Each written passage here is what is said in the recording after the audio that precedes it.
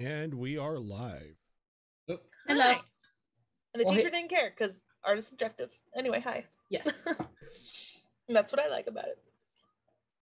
What's Evening. up? Right. So welcome everybody to the final part of Sonata 3. Yeah. How's everyone doing? The town burning. Maybe. Well, we don't know that yet. Possible. We haven't set on fire yet. I won't stop you from killing a bunch of innocent people. Are they innocent though? Are they? Yeah, exactly. Are they innocent though? To be determined. Yeah. We'll just feed them to Gobby. It's fine. Oh God. I don't know how to feel about this. That's so. Yeah. It's so disturbing. Like, you know, because in my brain, I'm just envisioning how that thing operates, and it's just like that's just wrong, man. It's just wrong. That was so fun. You know you enjoyed it.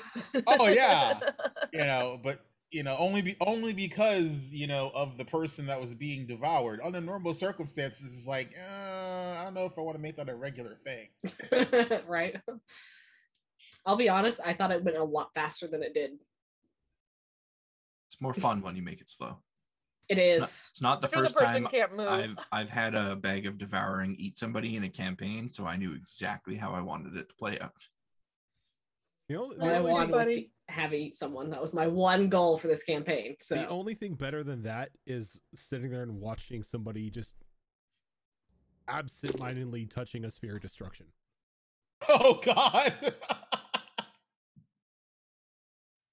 Those suck, dude. They're just certain. Well, your character just got Thanos snapped. Yeah, they're just some things I don't put in my campaigns because. Funny enough, campaign 2, there were 4 spheres of destruction in the game. Oh God. I'm glad we never found them. What the fuck? Yeah, dude. You were in dangerous proximity of multiple of them. Oh. Yeah. And we know where they are now? Tomb of Horrors. I don't want to know where they are. I don't ever want to see one again. I mean, we can't encounter again, so now I want to know. I want to know. I'm just happy that you. Well, you should be happy that you didn't explore Vincent's Tower. Oh God. That I would believe. Because there was a part in the tower that had a pressure plate trap on it that when stepped on, the ceiling would fall out and it would drop a sphere of destruction into the room. That's some bullshit. Wait, which tower? Vincent's. So that is some shit straight out of Tomb of Horrors, except instead of a statue head with a trap in the mouth, it's a trap in the ceiling. Mm-hmm. Good times. Thank you, sir. No, not good times. Nope. Memories? One of these days, somebody will touch it. Speaking of touching things, we're going to jump right into the recap. I don't know what touching things has to do with I was any like, of this, go but... on. Oh my. I don't know what Easy. you're Bag thinking of we're going devouring. to do. Someone touched it. True. Yeah. So we began last session partway through your rest with Durden having just woken up from his vision. After confiding in Saria and Perseus, your rest resumed, and thanks to Durden's protective dome, went unaccosted. Everyone rose in the morning to find that Antia had fixed you all a hearty meal and offered you her apologies for her cold demeanor. She answered a few questions that you had to the extent that she was willing, opting not to delve into the specifics of her family's lichen forms when the subject was broached by Kage. Saria specifically would have known the reasoning for this. A lycanthrope that has little to no control over themselves on a full moon is very dangerous, a very cunning creature with an insatiable bloodthirst, and that as Saria knows, pertains to Antia specifically, so she avoided that subject entirely, and after conversation was done, you were informed that your destination was actually closer than originally thought, and you set out upon the road once again. Travel was a little bit easier that day, as you had a better idea of what to expect from the slowly worsening weather, and you made good progress. That is until you were spotted by a group of undead djinn folk who were just a little too quick for you to make a hasty rope trick escape. Battle seemed a bit dicey at first, but with a well-placed hypnotic pattern, you were able to shut down the two heaviest hitters in the group, making quick work of their friends in the process. And in a rather gruesome sight, you all watched as Shu's bag of devouring slowly consumed the last of your foes. You took to the road once more, and with the hope of warm beds on the horizon, the gates of the town of Moordale were soon in sight. But something unexpected awaited you at the town entrance. As we pick up today, you're 100 or 120 or so feet from the gate, and Durden and Forge, you recognize a familiar Fellis and Kobold standing guard at the gate, the unmistakable forms of your former traveling companions, Ziggs and Nazareth. I think What do you do? I think upon seeing both Ziggs and Nazareth, Forge just throws caution to the wind and starts running to him. Okay. So as you run forward, when you get to about 80 or 90 feet from them, you see Nazareth pull two scimitars from his sides, and Ziggs raises a crossbow, both looking at you intently with a very apparent back off kind of expression on their faces. He just brings his hands up to his side. No, Ziggs, Nazareth, there's no need for that. It's me, Forge. As you say that, you see as well now, perhaps a little bit hidden in the snow at first, but clearly visible from this distance, Ziggs' companion, Splotchy. Oh, hi there, Splotchy. Large cat creature is now kind of down on its haunches, and teeth bared, growling a little bit in your direction. Guys, there's no need for this. What's gotten into you? It's me. And Nazareth takes a couple steps forward and calls out to you, still keeping a fair distance. Back off. You're not welcome here. What do you mean? You know who I am, don't you? Yes, and you're not welcome here. Leave. I'm afraid I can't do that. I'm looking for Snowdrop.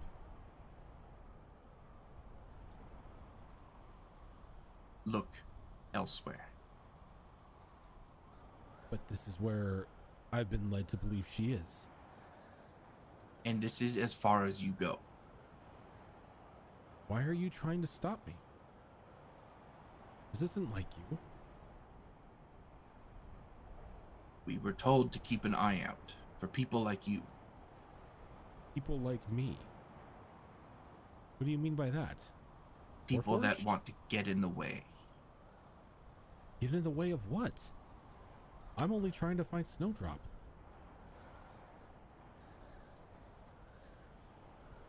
Can't allow you to go any further, Forge.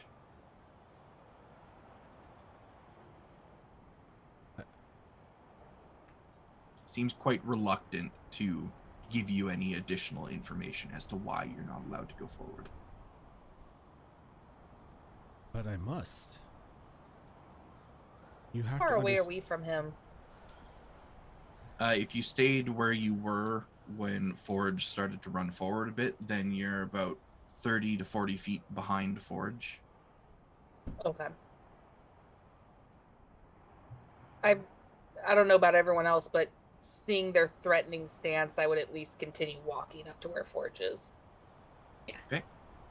I don't know what this getting in the way or getting involved is that you're talking about.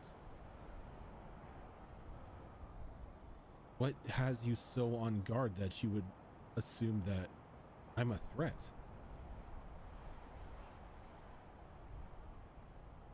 Make a persuasion check for me. Oh yeah, because Forge is so good with charisma. I don't know. You said that about your Krogan, and look at him. He's a little bit better than you thought.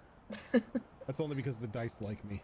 And apparently he's good. a doctor. So, yeah, he's a doctor. That's gonna be a total. I rolled a 4, so a grand total of 3. Ooh. That's unfortunate because I rolled really, really badly, but it was still higher than that. So at this point, you see Ziggs, who had taken out his crossbow and kind of pointed in your direction, now brings it up and looks down the sights, ready to pull that trigger at any moment. And Nazareth again calls out, "We can't tell you any more than that, just that you're not allowed in the town."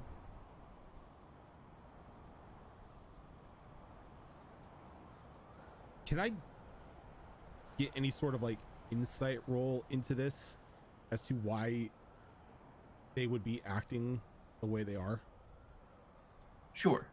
You can give me either an insight or a perception, your choice. You will learn different information depending on the roll. All right, I'll give a perception check. Okay. That's going to be a total of 19. 19. Now that you're a little bit closer, and now that Nazareth has stepped a few paces closer to you, you can see that Nazareth is... That's difficult to say. Nazareth's eyes are all black, pure black. Which means that there's something up with him very visually, and you can tell just from the way he's acting, he's not the Nazareth that you know personality-wise. There's something either controlling him or influencing him, or he has changed in some way that is now making him act this way. So he keeps his hands up. Okay, I'm leaving. I'm sorry if I've upset you in any way. And he's gonna take us a couple steps backwards, but keeping their eyes on him. Okay. He's gonna walk like that for about like 30 feet, and then he's gonna turn. And he's gonna like, as he's coming back, he's gonna look at Durden. And he's like kind of like gonna give him a symbol as to like, we need to like talk on the side of the road. Okay, so Forge turns back, heads toward the group, and gives you, Durden, that look of kind of like, come with me type of thing.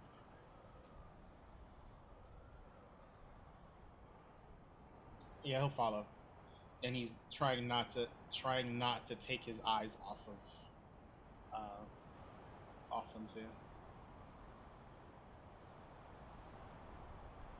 Okay. He's gonna. What about the rest of you? Are the rest of you staying put, or? He was gonna motion for everyone else as well once him and Durden went off the road. Okay. Yeah, I was gonna kind of interject myself to see if we can all like be together and talk. So if we're allowed, then yeah, definitely go with the group. Yeah. You see Forge motion, and go ahead, Shadowfox. Are we upwind or downwind? You are kind of neither. The wind is blowing in from the sides. He's gonna take a knee. Durden, they're not themselves. From where, because Durden didn't get too close because he wanted to keep range. Did he notice the black eyes? Not from that distance, no. They were aggressive towards me. Nazareth, I can maybe understand. We didn't really know each other too much, but Ziggs and splotchy. That's alarming. His eyes, they're black. Do these His people? eyes are black. They're our friends. They were with us when Snowdrop was with us. They were in the fight against Eugene. Splotchy there, went down the ravine after him. If they're your friends, why were they pointing their weapons at you? It's not how friends act. They're not acting like themselves. Their Then eyes don't look the same. Knock them out, tie them up, and fix them. That's not gonna be easy.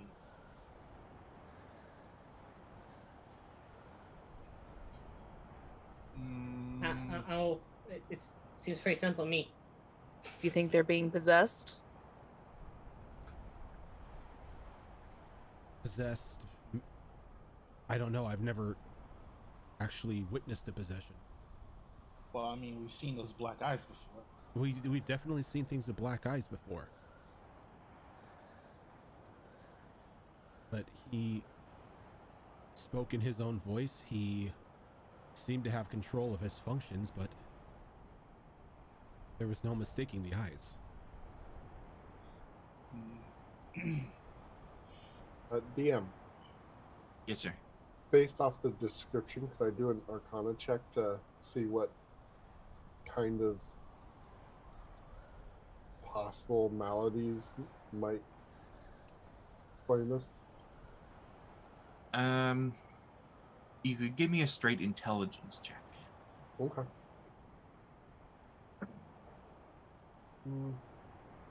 Midline, 15. 15.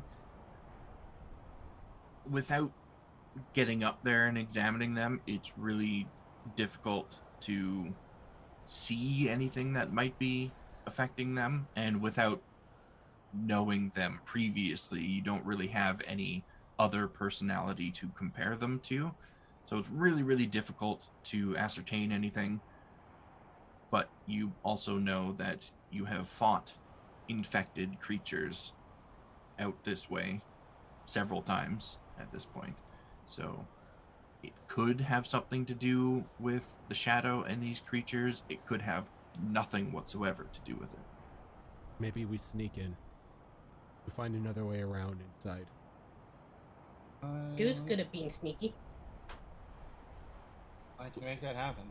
Last thing I want to happen is us get in a fight and they exploded like the last things we fought. Those two don't deserve that. Well, there might not be much we can do if there's no way to cure it. It's either leave them like that or put them out of their misery. For the time being, until we can be sure that there's no cure, I believe it's best just to leave them like that. Unless we kill the source. True. I mean, you could try that pattern thing again. Pattern thing? Yeah, the one that made the 3 people on the road not do anything. Oh, I doubt they're the only guards here.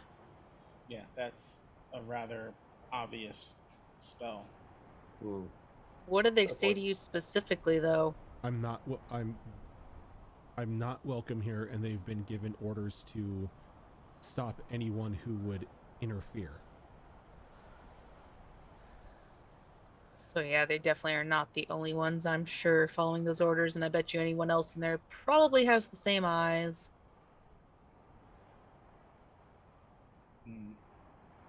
There is a bit of a problem. Antia speaks up at this point. If you do intend on sneaking into this town, that wall that the gate is on, that goes all the way around the town, and as far as I know, this is the only entrance or exit. I mean, it's scalable, but it could cause problems as far as stealth goes. I mean, if you're invisible, it should be a problem. Generally. Invisible doesn't mean we don't make noise, though. Sure. And I'm not the most silent being around. I'm not saying it's an option that we should exclude. If you think it's the right thing to do, we do it. But as far as other entrances go, this is the only gate that I know of. Is there any way to make our own entrance? Under the If earth? anyone has the magic to do it. So back to knock him out, tie him up. Try and fix him. I'd rather not.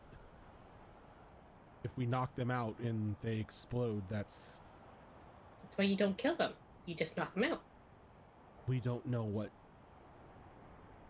the triggering effect is for causing those things to explode. Last thing I want is 2 dead friends.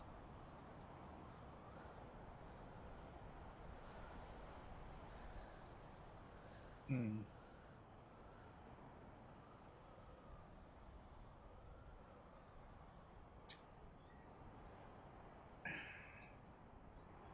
mean, I'm not built for stealth.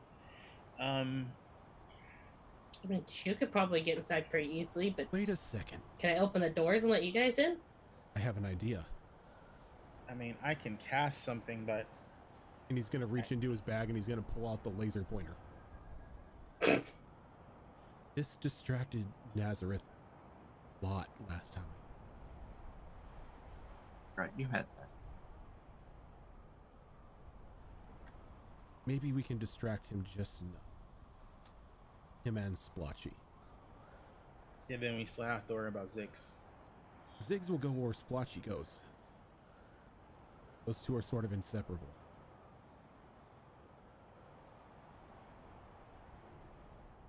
What is that exactly? He's gonna cover it up a little bit. He's gonna press the button just so it's like shining down in his feet, just to bring that green laser, the green laser pointer out.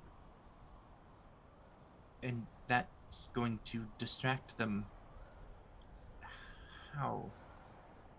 It seems to have a certain effect on Felis, or felines in general. Antia looks over at Perseus.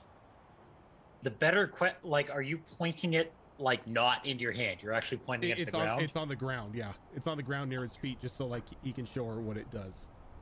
Perseus immediately pounces on it. See, that's what Nazareth did. Interesting. Just picturing that tail twitch cats get. Shoo, you said you can go invisible, right? I'm also really good about scaling things really fast. If you can go invisible and then use this to lure him away. Yeah. We may And then have you guys get in and then I climb the wall. Or you just run through the gate with the rest of us. Do you Go ahead. See, the only problem is, and if I jump, the snow goes woof. Makes it hard to be invisible. Yes, the other problem as well is footprints in the snow. Do you have anything to hide those? So I look like a druid. I got my tail. I think that might still be a giveaway if you're moving. I'm very heavy that I leave footprints wherever I go.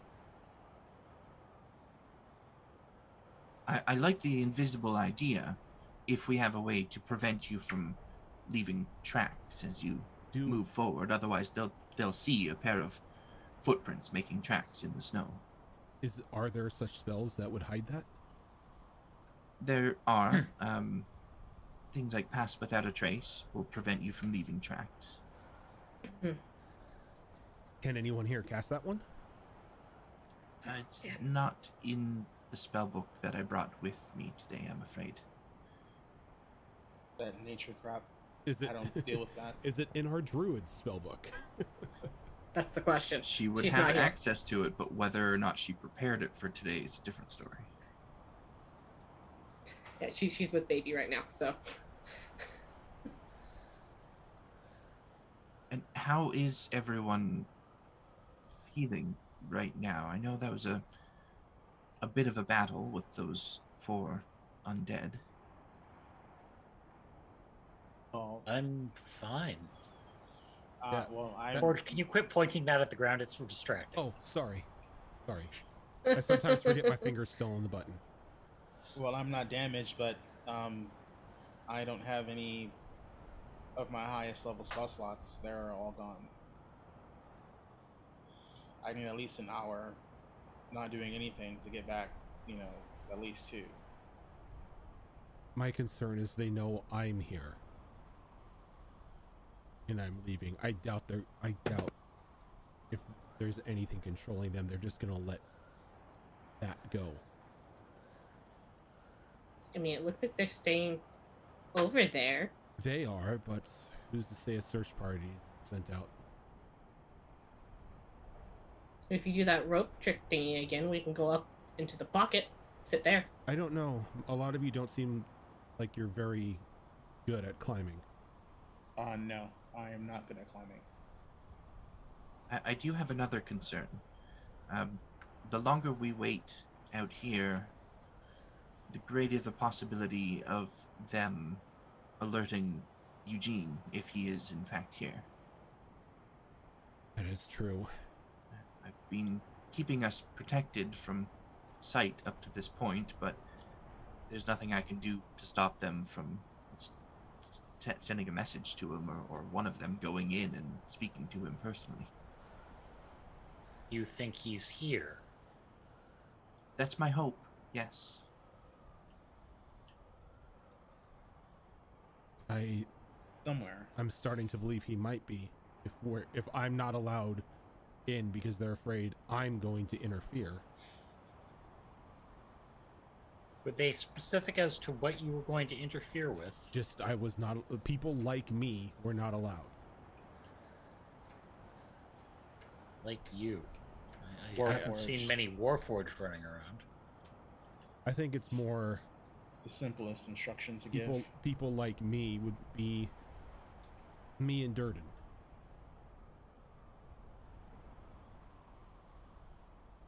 If Eugene is here, we have a history with him.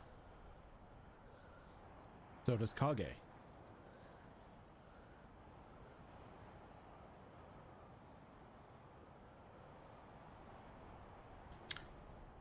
True. I mean, I can have something scout the town. We just need to get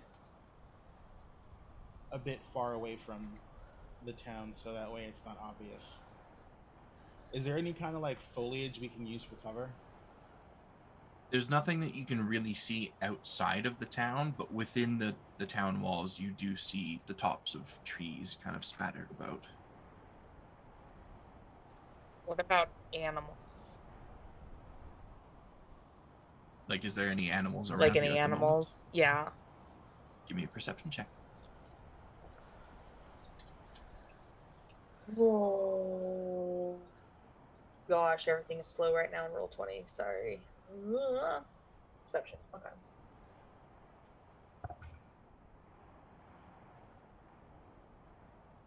$22. 22? Mm-hmm. Quick scan around the area. You see what looks like possibly rabbit tracks in the snow. Old rabbit tracks. They've kind of filled in with the falling snow a little bit. But you don't actually see any animals around the area at the moment. Ooh. Okay. So back to, do we have a way to not show Shu's tracks when she's invisible?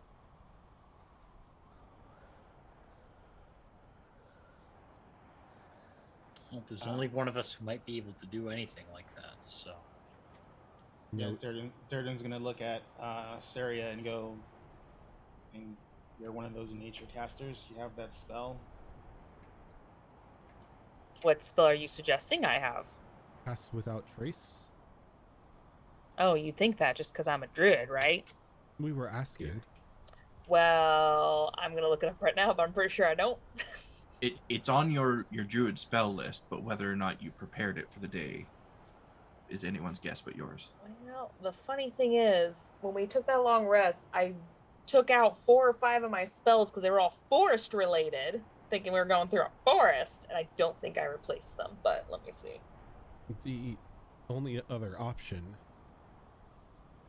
would be to make this loud. I mean, the distraction still could work even with footprints because she's very good at running away. Well, let me scout the town first. I can at least do that much. I just need time. Or that can give us away. Well, it wouldn't be me. It wouldn't be you, but if it's magic. Well, I mean. And you are sort of connected to Eugene. Oh, please, no. I don't even want to think about that right now. What level spell is it? Why can't I find it? Like level I think 2? It's second. Yeah, it's like second? a level 2 spell. All right, let me close this. I mean, I've been wondering for a while. You seem to see through his eyes. Does he see through yours? I don't feel anyone in my head since we started this, you know. But did he feel you in his? I don't know. I don't know if he felt me in his. I mean, he seemed to be just, you know, doing whatever he was doing. You can give me a retroactive insight check if you'd like. Okay.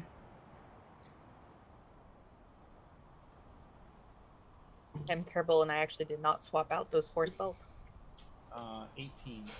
18. While observing things through his eyes in both instances, if he did know you were there, he didn't show any physical sign of being aware of it. Yeah, like Durden just, like, he stops and thinks, and he's like, he just kept acting normally. I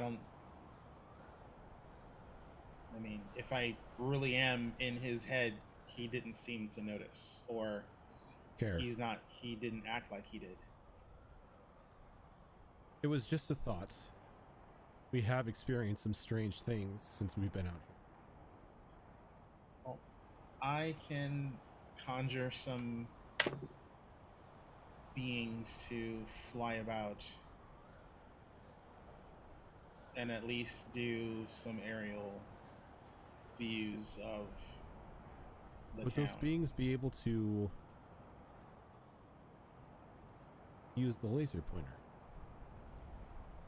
I mean, yeah. I mean, I just have to tell it to do it. But I have to, whichever one is doing it, I'd have to make invisible. Well, I'm at a block here. I'm not sure what to do.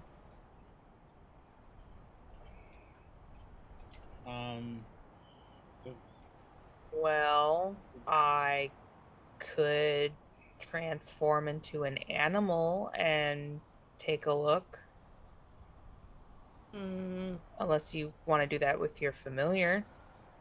I'm not gonna send in her, but I will send in something. Okay. It's our best bet, at least right now, to see what it looks like on the outside or inside or outside. So, I mean, Sturgeon's gonna suggest we at least move far enough around the wall where we're not seen. And then when we get like maybe, I don't know, like 100 yards around, I'm guessing this is a fairly large town. Yes, yeah. Yeah. So I figure like 150 yards along the perimeter away from the gate. Durden will ritualistically cast first a tiny hut, just so we have something to kind of, you know, be sheltered from the shitty ass weather. That's fair. And then, how many do I have left? I have 2. Ugh. I'm pushing it. So, and twin needs to be level of the target. All right, so I have enough. So what I am actually, no, what I'll do is I'll extend, and that is only 1. Yep, cool. So once the tiny hut is up, Durden will step. I mean, if I can step outside the hut and then not disappear, right? if you step outside of the boundary of the hut, it will disappear. But if you're summoning a creature, you can summon it inside of the hut and then just send it out. All right, so then he's going to cast, and I'll bring it up in chat so you can see it. I think I'm one of the few people who actually like memorizes this spell consistently. But I'm casting Flock of Familiars. Yes, I love that spell. So at base level, I can conjure 2 additional, because I believe it's 3 total. Familiar. Let's see, summon 3 familiars. Yeah, so I already have 1, so I can summon 2. Yeah. So I summon 2 more owls. Okay. And I am going to burn a point of burn a sorcery point to do an extend. So it'll now last 2 hours as long as I maintain concentration. Okay. Because I have no idea how long this is going to take. And then basically to the limit of their visual range where they can see things clearly. I don't know how far an owl can see, but I know it's way better than a person because they can dive bomb fucking mice from like the stratosphere. Yeah, they can. Let's see. They have dark vision to 120 feet, and the town is well lit, so they will be able to see beyond that 120 feet. Visual range in the current weather for an owl, call it anywhere between 200 and 250 feet. Alrighty, so I mean, I'll keep them like between 200 and 220. I mean, at least that way, because if just in case Ziggs decides to get a hair up his ass and go owl hunting, at least he's outside of the first range of a crossbow. So there's some penalty to that shot. Quick question about your familiar. Does it look any different now than it did in Sonata 1? It looks, well, I mean, I can control the way they look. Yes. And if I resummon my familiar and I actively think about it, I can change the way she looks, but I'm gonna have the ones that I summon from the spell look like regular barn owls. Okay. And you are sending them out across the town then to get an aerial view of the area? Yeah, not in a pair, just because I don't think owls hunt that way. I think they're solitary hunters. So it's like basically I want to send them around the town such that when one flies off the town, the other one flies in. So that way so it looks like, yeah, they're hunting, but they're not hunting together. Okay. Like, so they might be part of the same clutch or something, and they're just looking for food. Okay, yeah, that makes sense to me. What is your spell save DC? My personal spell save DC is 17. 17. Okay. So you make your dome, and once you're comfortable inside of it, you take the time to summon this flock of familiars that look like barn owls, and then you send them out in their pattern across the town at a range of 200 to 220 feet above, making them look as inconspicuous as possible. And are you looking through their eyes, or are you just waiting for them to do their flyover and then come back and kind of transfer that information to you? Well, I can communicate with them. So basically, because I can communicate with them just like I would a normal familiar. So I'm well within range. I can't cast any spells to them because they're too far for that, but I'm well within range for communication. So basically, I'm not going to look through their eyes until like they see something, because their perception for sight-based stuff has advantage. Yep. So I want to make sure they see it, alert me, and then I want to look at what they're seeing. Okay. And are they going to alert you of any irregularities, or like what's the trigger here?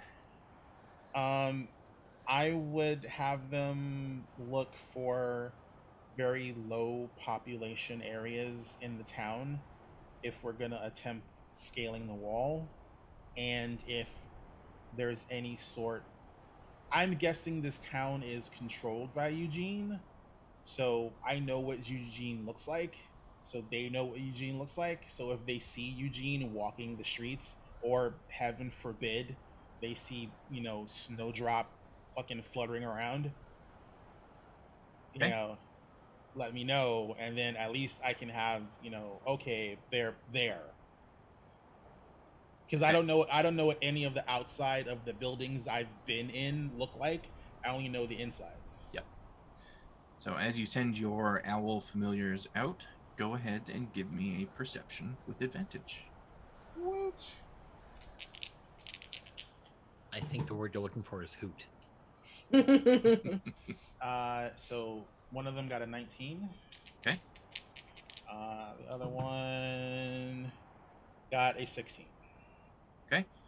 So they're gone for a decent amount of time. It's a fairly large town. Well, it would be large for a village. It's kind of smallish for a town, but it's still pretty densely packed with buildings and populace, and well contained within the border wall as well.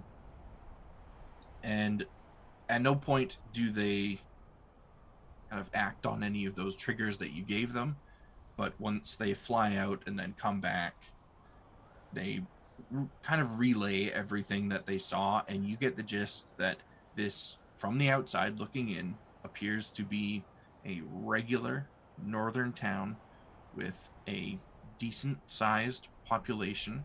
Some of the people out and about on the streets, other obviously in their homes, out of the vision of the owls.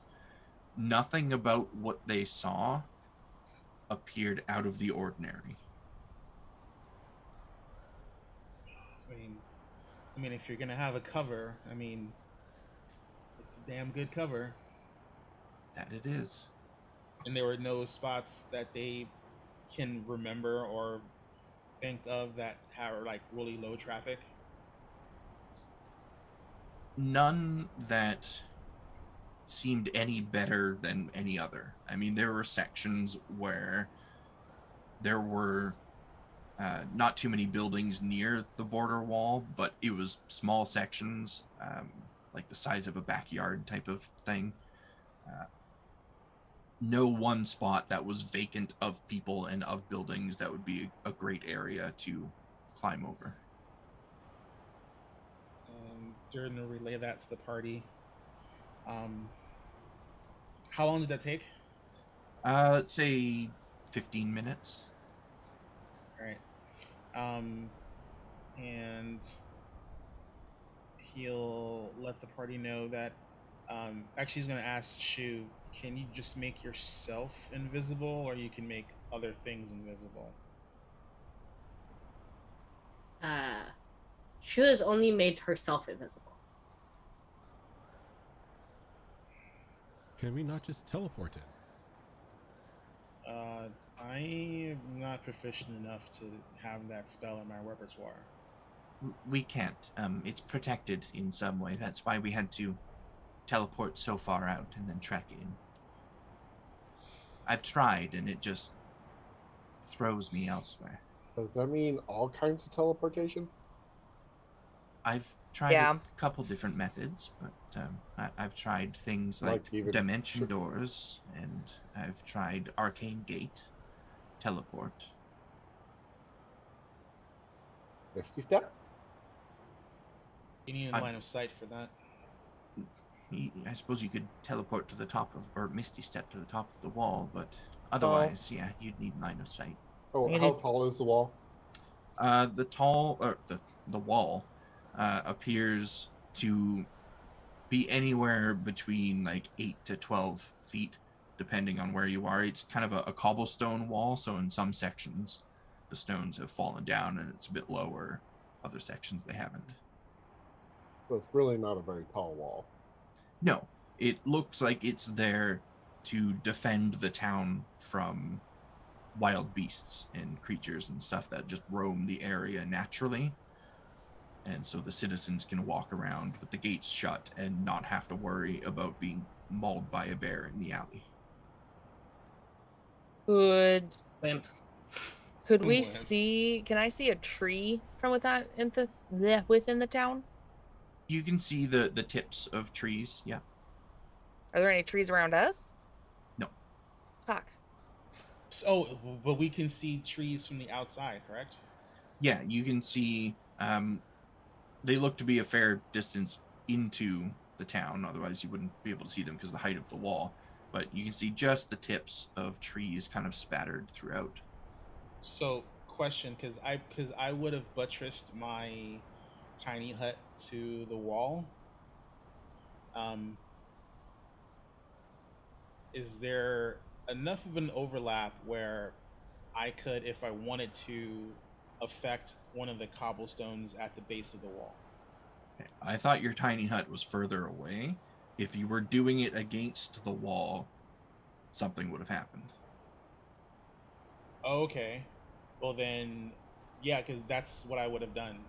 Because I wanted to remain out of sight because we're exposed, so I want the wall as like some type of cover. Okay, so if you were aiming to create your tiny hut right up against the wall, then we'll backtrack up to that. And I need anyone that's with Durden to make a perception check while he's ritual casting the tiny hut. At 20 for 29. 15. 16? 16. Perception? Not great on Yep. my part. 13. Dirty 20. Okay, so the dirty 20 and the nat 20 are high enough to see that when Durden is about 3 minutes into ritual casting the tiny hut, those of you that, I guess it's Perseus and Saria, look off in the direction that you came from, down along the wall, and you see a cat-like creature on all fours making its way towards you. Likely, this is Splotchy. Can I try to get the laser pointer from Forge? Like, give me. Just hand it on over to her. I'm gonna go invisible and run off in diagonal with the laser pointer and try and distract the cat. Okay. Since The laser pointer has a maximum range of 45 feet. Okay. And did I put a DC on the laser pointer? Mm-mm. Because so normally the laser pointer was just, to point at things. We just so happen to have a cat in the group. That's fair. I've been running off of a DC 15. Okay. So we'll run it off the same DC then, DC 15. And this will be, let's call it a concentration check for Splotchy to see whether or not they get distracted.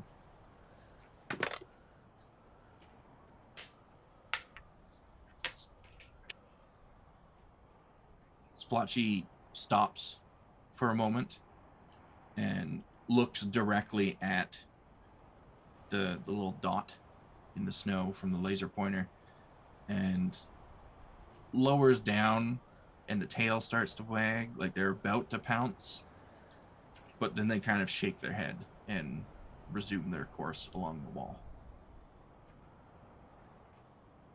It was close. It was one off.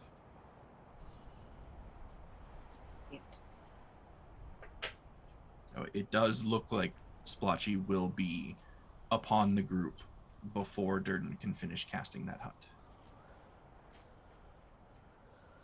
Guess I'm then going to take that laser pointer and try and flash it at Forge to get his attention so he can still see Splotchy running at them. Oh, okay. Kind of like a light in your eyes. Durden, we've got Splotchy on us.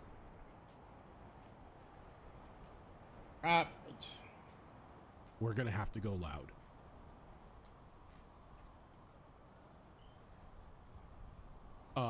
Is it okay if I hurt this creature, or would you rather me not? Don't kill her. Okay. She's a friend. Well.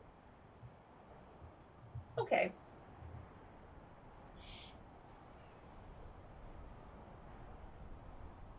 And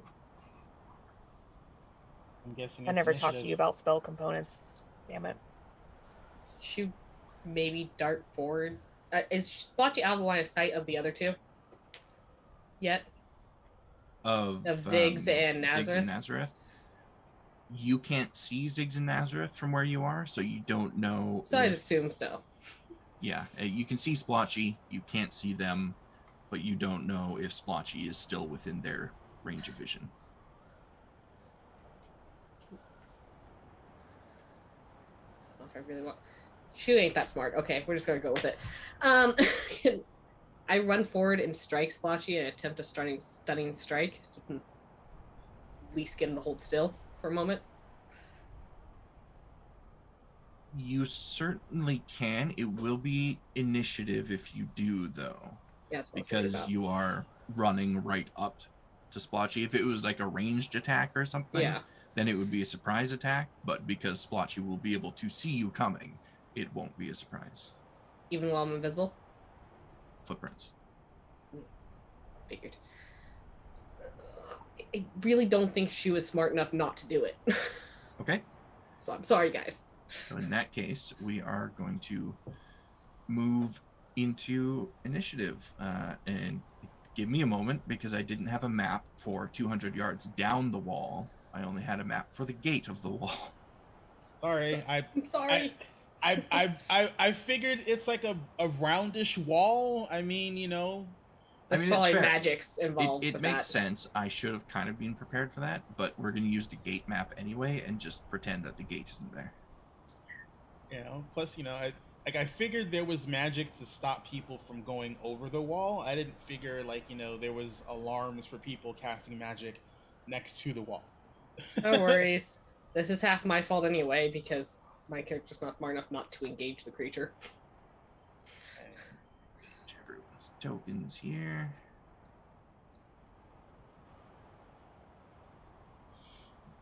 Yes.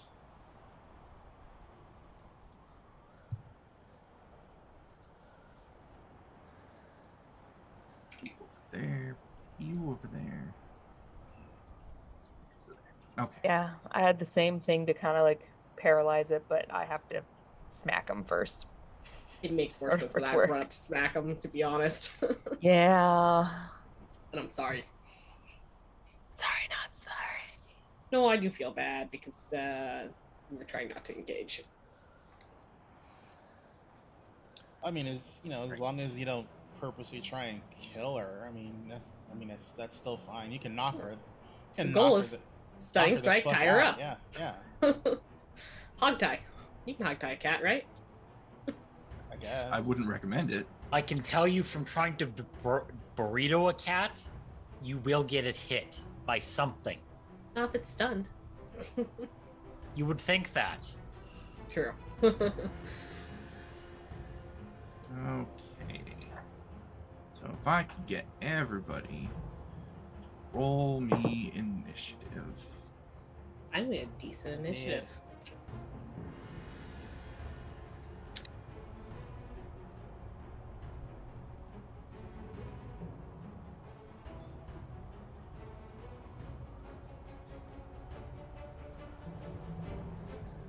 All right, Splotchy, what's your initiative?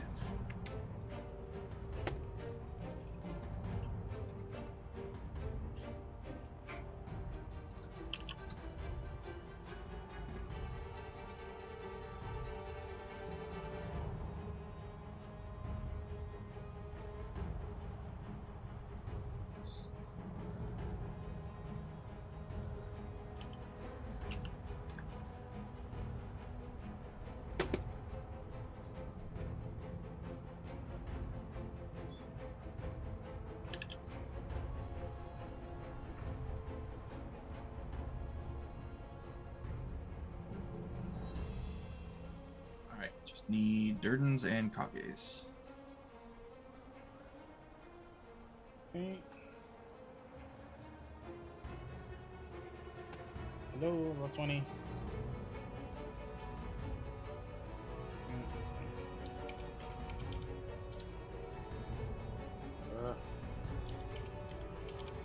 That's why I was waiting, because I always wind up putting in when someone else is.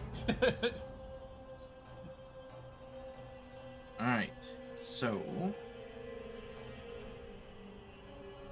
Saria, you see Shu take off. Well, Shu's footprints take off towards Splotchy.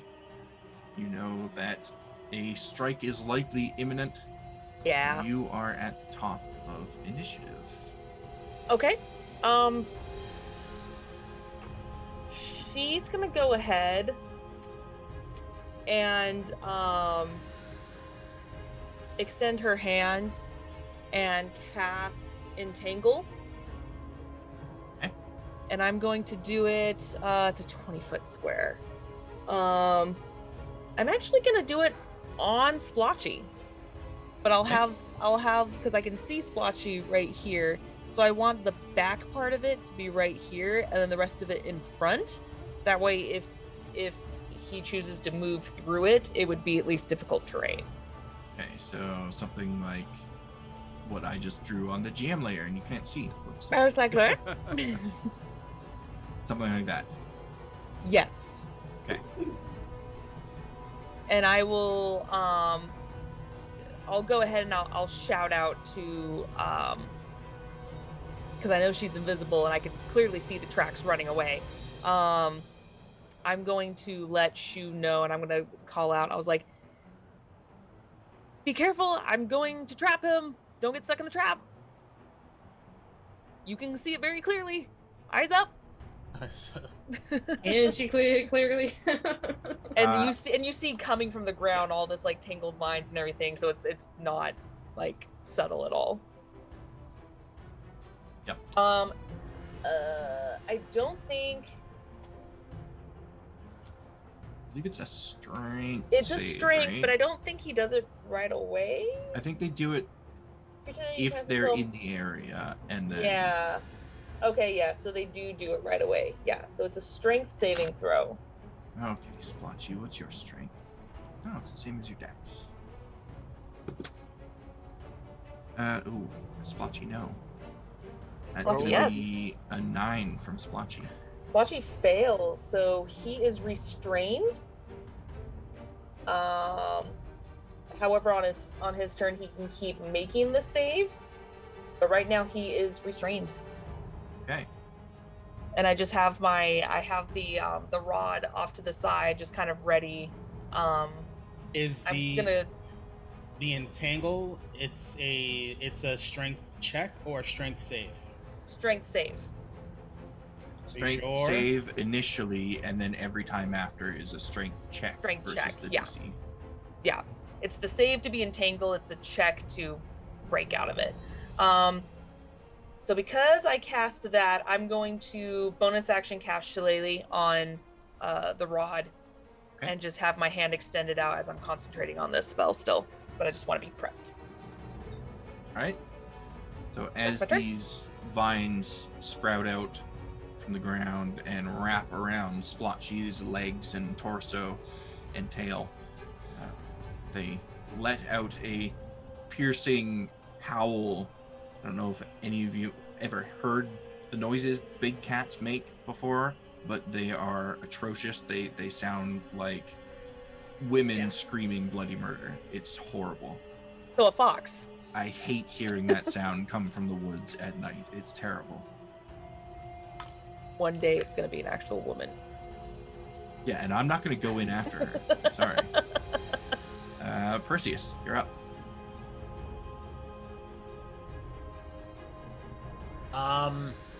No, the walls aren't these walls aren't actually here, are they? No, they're not. And the road isn't there either.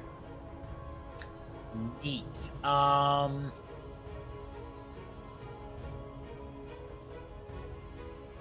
Move there. And kitty stealth in the snow. Okay. Give me that stealth roll. Not what he was designed for. But you know what? That's fine. Not great. That's 14. 14? You feel like you could maybe cover yourself with a little bit more snow, but to someone that's not super perceptive, you'd be hidden. Tail's still sticking out. Yep. Thinking about that laser, so the tail's wagging. Alright, anything else from you? Nope. Third. Alrighty, so since I see the entangle, I am going to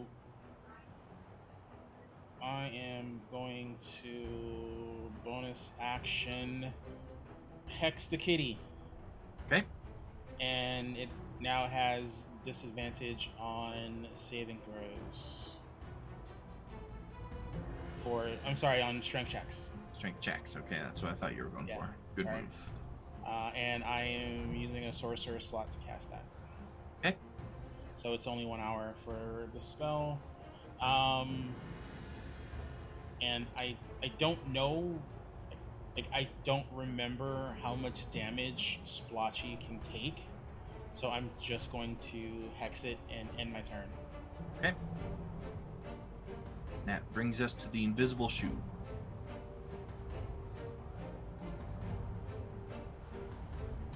Who would like to? I'm sure there's gonna be checks involved, but I'd like to rub to the edge of the entangled.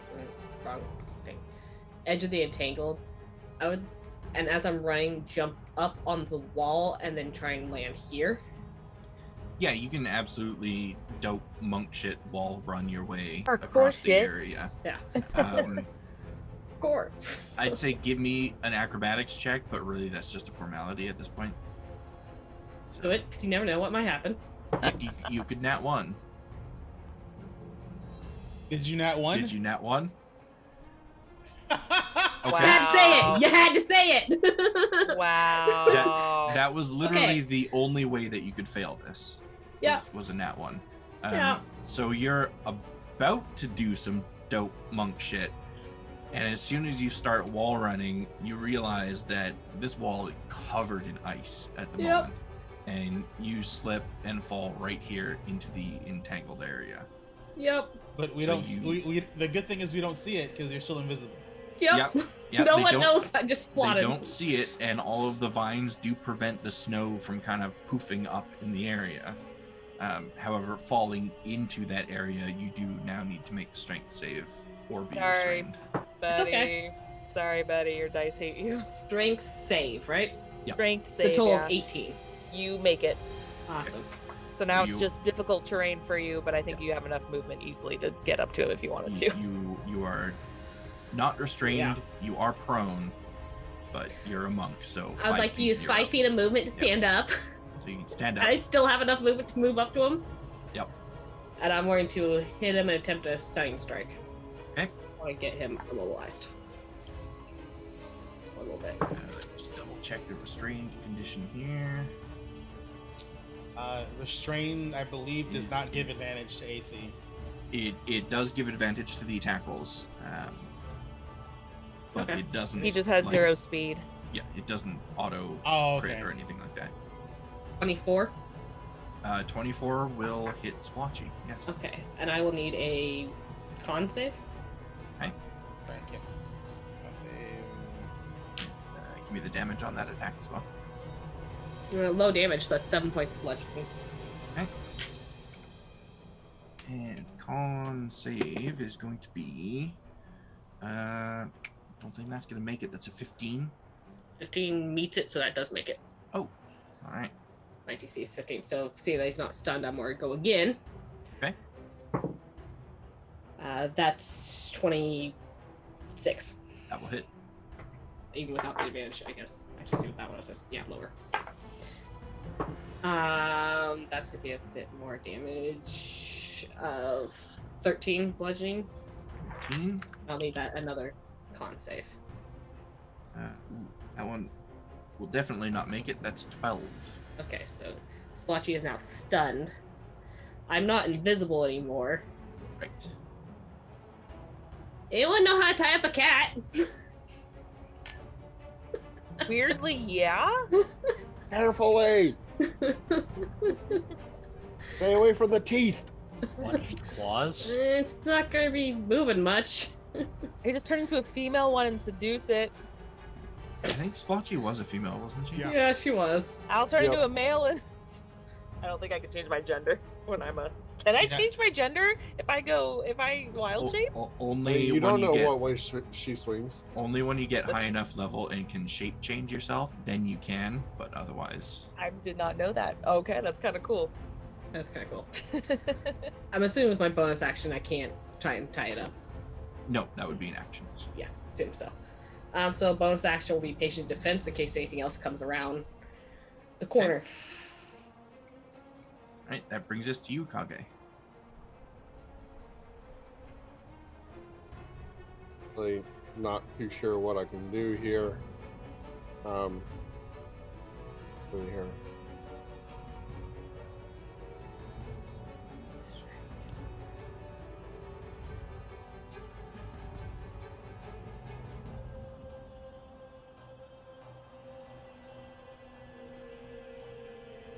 Yeah, honestly, not very sure what I can do here because everything's out of range. And she's already stunned. And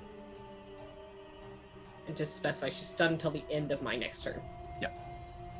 Yeah, so I think I'll reach into my bag and hand a length of rope to my familiar and have my familiar fly it over to Shu and drop it off. Okay. She has so much rope now.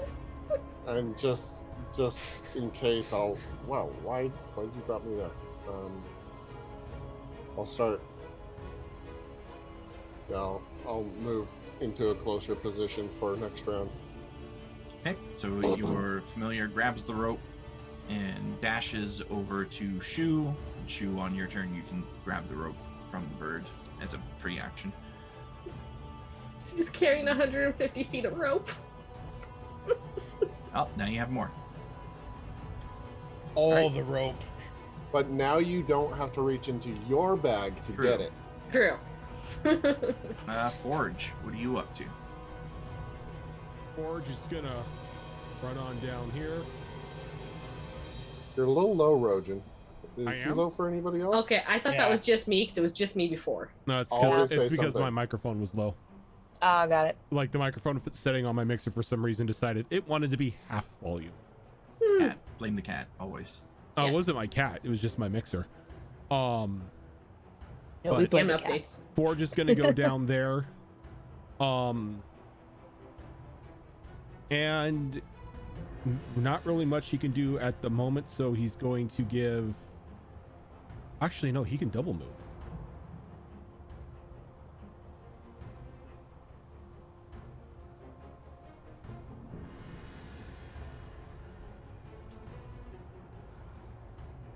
So he's going to go down to here. 99 is going to go there, and he's, as a bonus action, he's going to give 99 the command to repair himself. Okay. The 99 will regain another 9 HP. Probably a good idea.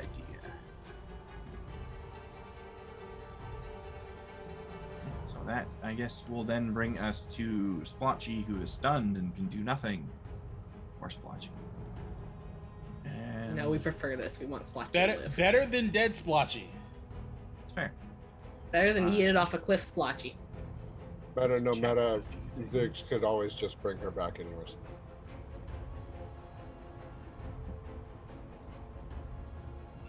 Still, we're not trying to kill Splotchy. No, I get it. White-handed rope instead of Eldritch Blast. You make me want licorice really bad right now. I know, I'm right? Sorry. Fucking hate your guts, man. We've been eating a lot for like the past week. Just like out of nowhere, we've I been just eating a reached lot off to of the it. side of my desk. Like, This is what playing Kage does I've got to me. I black need the licorice. energy. I want red vines so bad right now. You're killing me, dude.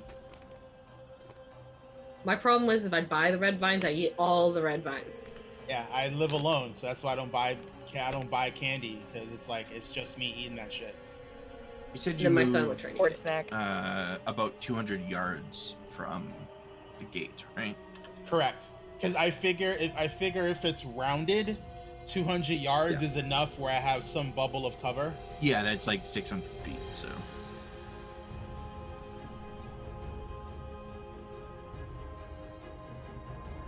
Okay. Saria, back over to you.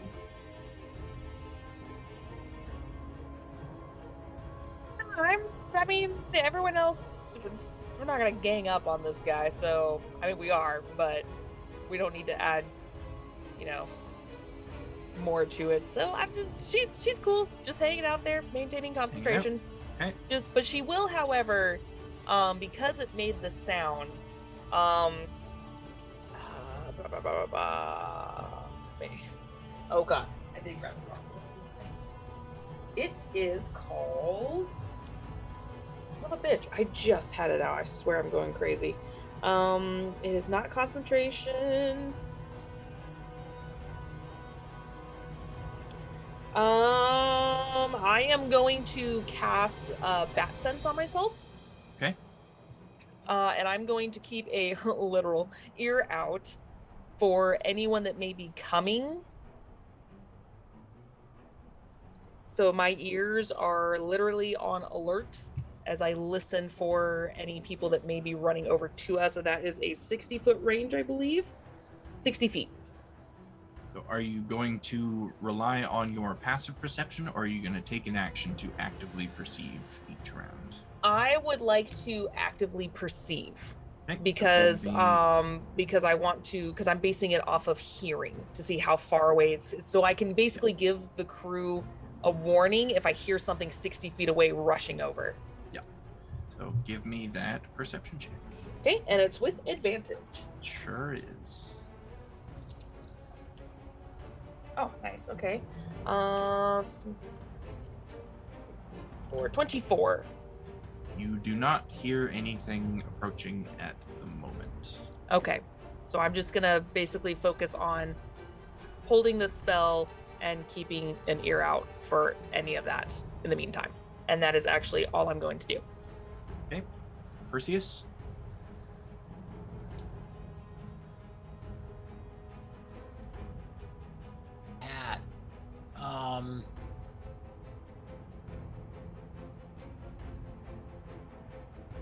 I am going to take the dash action.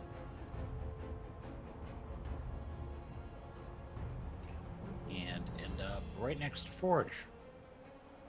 Okay. Doing anything once you get there?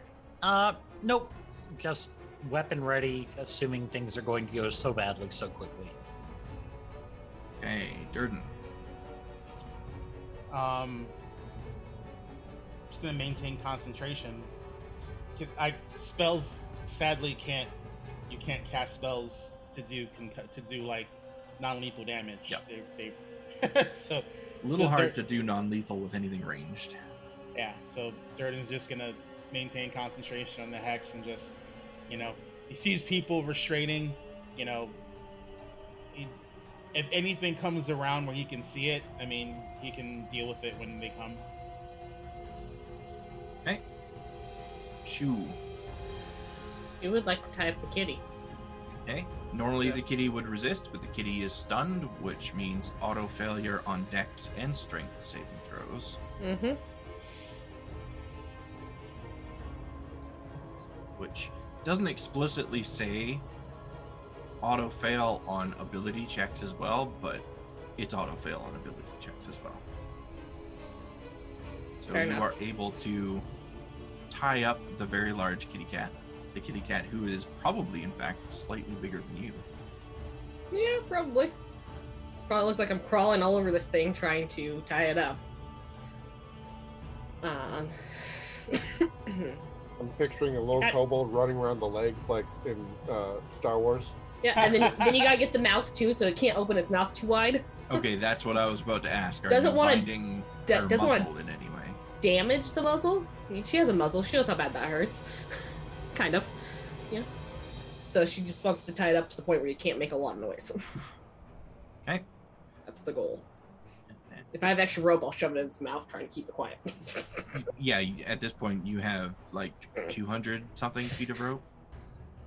I mean, I only grabbed the Shove the 50 whole from the 200 in owl, there. but yeah, if I need to grab more off myself, I will. So you are able to do that with no resistance from Splotchy because she is stunned. Then at the end of your turn, the stun wears off. I do but- want to move outside the vines, so Okay. just end up on the side of Splotchy. Certainly do that, and Splotchy is now on the ground, prone, and restrained by the rope. All these different symbols on poor Splotchy. Sorry, Splotchy. Okay, that brings us over to Kage. Kage is expecting to see Splotchy's owner and the other guard come a running at some point in the very near future. So he's going to interject himself between them and Splotchy so that they don't end up freeing her without coming through them. Okay. So he's gonna dash and whatever, and I think he can get to probably somewhere about here at the edge of the map, because that's where Splotchy came from, right? Yes, yeah. So yeah. All right. So that brings us over to Forge. Are you doing anything different, Forge? Yup.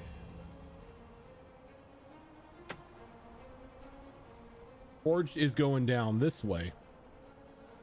And then Okay. 30 feet diagonally from him out deeper into the forest, he's going to use the Wisp Lantern to use Thaumaturgy to mimic Splotchy's cry to send it off in that direction. Okay. Give me a deception check with advantage. And I will be rolling against that with disadvantage because that is a very good call. No, these are times when I'm sad when I see natural 20s because it's only a 19.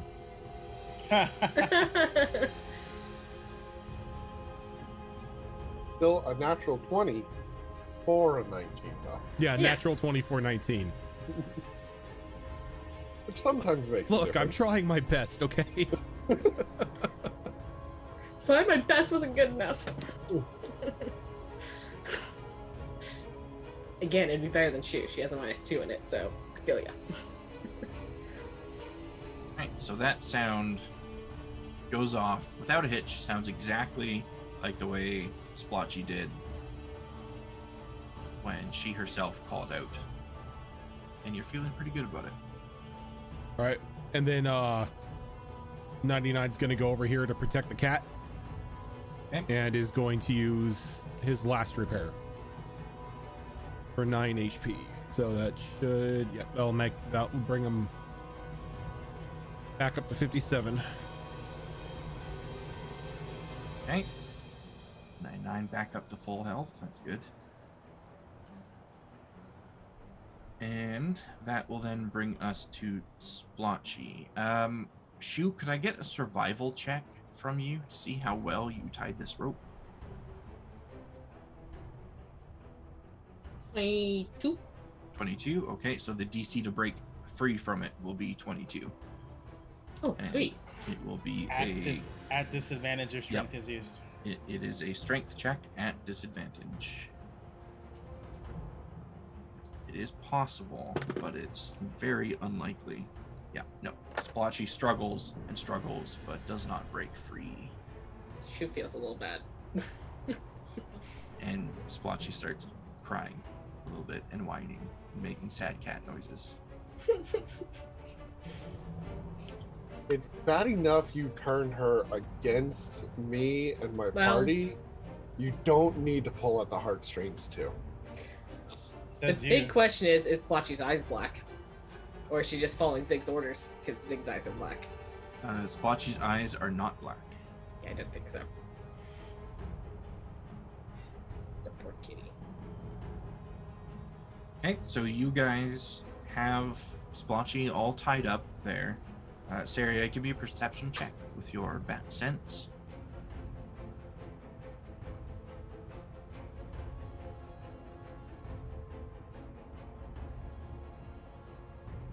Muted. Muted. Still muted.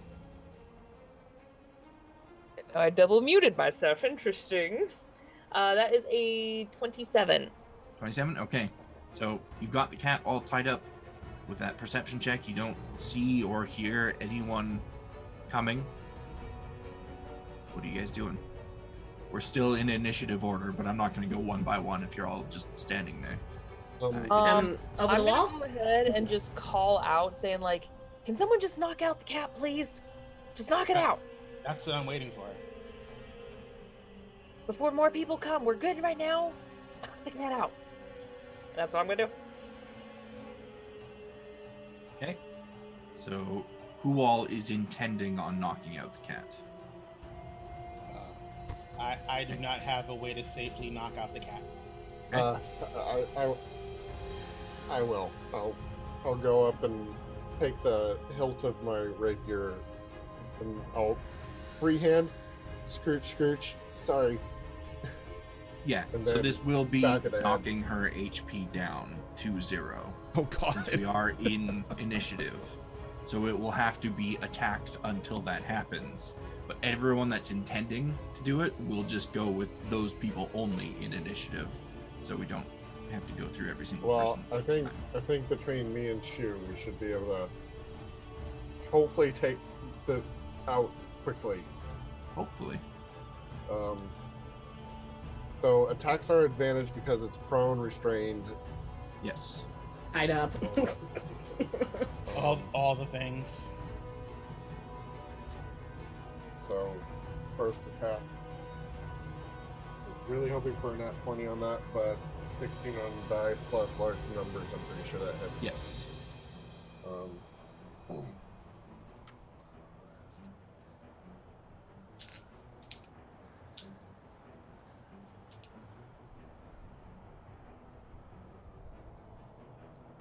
Here. Pretty decent damage. 11, 12.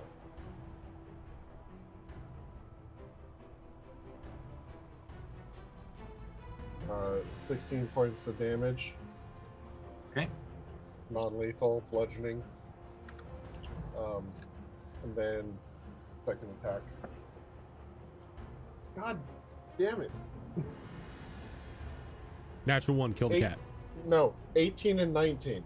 I course. want a 20 just to make this faster. So yeah.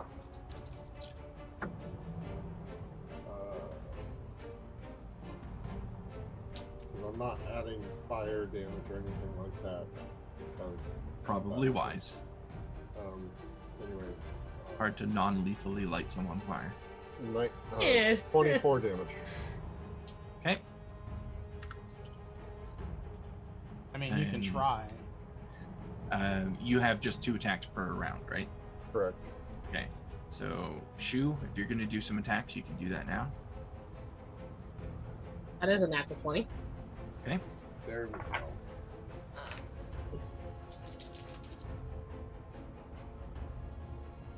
16 non-lethal bludgeoning.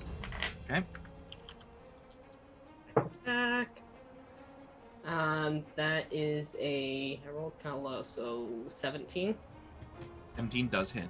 Okay. Not sure if it would. That's another 13 non-lethal bludgeoning. Okay. Flurry of blows. Flurry away. That is 18. 18 will hit. That's 8 non-lethal bludgeoning. 8 non-lethal, alright. 26. 26 will Hit. hit. And another 11 non-lethal bludgeoning. Another 11 non-lethal bludgeoning. Okay. Splotchy is on the ground, tied up, moaning and whining the way that a house cat does when it's like stuck or can't reach its favorite toy or something that makes a cat sad. It's eating the Why? wires. Yes. Eating the wires. It's it's not a nice sight. It doesn't feel good, but you're doing what you have to do. Splotchy is still conscious at the moment. Thing that feels good about any of this. No. I need This hurts. another perception check from Saria. Why won't you go down? God, this is like We're freaking doing this for your own good. Almost sacrificed a freaking dog. Now we're gonna like beat the shit. I was just brutally beating a tied up cat. God. It's just, oh, thank God for advantage because that was a natural one. That's 29. 29? Yeah.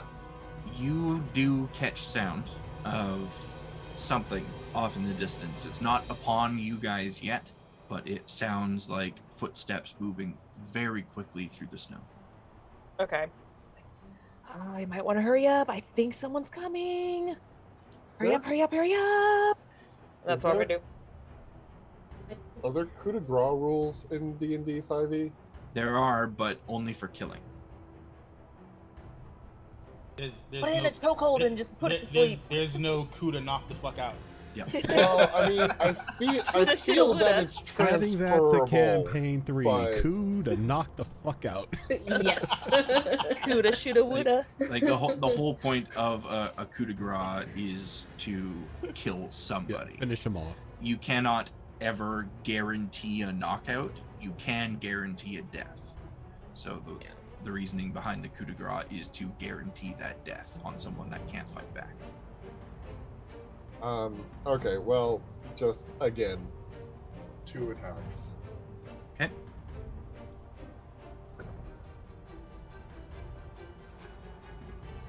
$17 plus large numbers, pretty sure that hits. That hits, yes.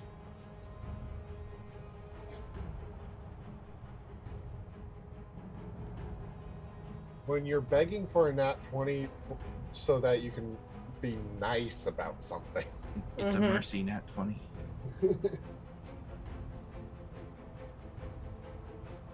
24. 24? Okay, that will knock Thank God. poor Splotchy out.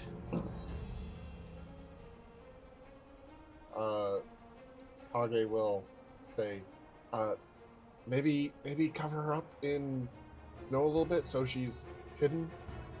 I don't want her to freeze, okay? She's a snow leopard. I will go ahead and drop concentration on the entangle. I'm going to doggy style bury the cat. Okay, so Leave the face and It's just out. I just see this kobold with like her tail like up in the air, and she's just like hind leg chucking snow over this leopard. Yes, that's exactly what's happening right now. free action, Saria drops concentration. Kage has taken the hits to knock Splotchy out, and now Shu is using her action essentially to bury Splotchy in snow. Following That's all right. directions will free the nose. Okay. And for the record, Fox, my bat sense lasts for an hour, and it's not obviously not concentration, but it lasts an hour.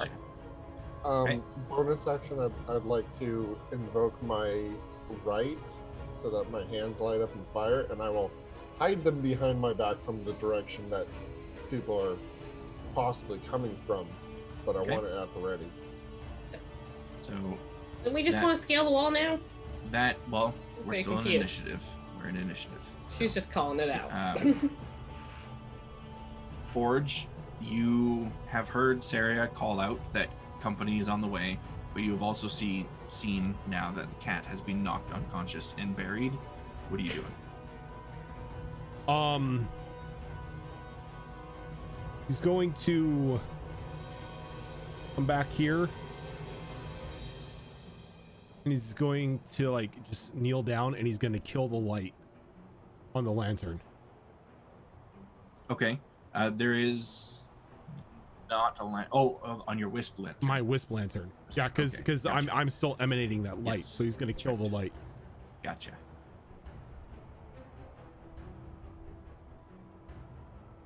So where is that? Here it is. All right.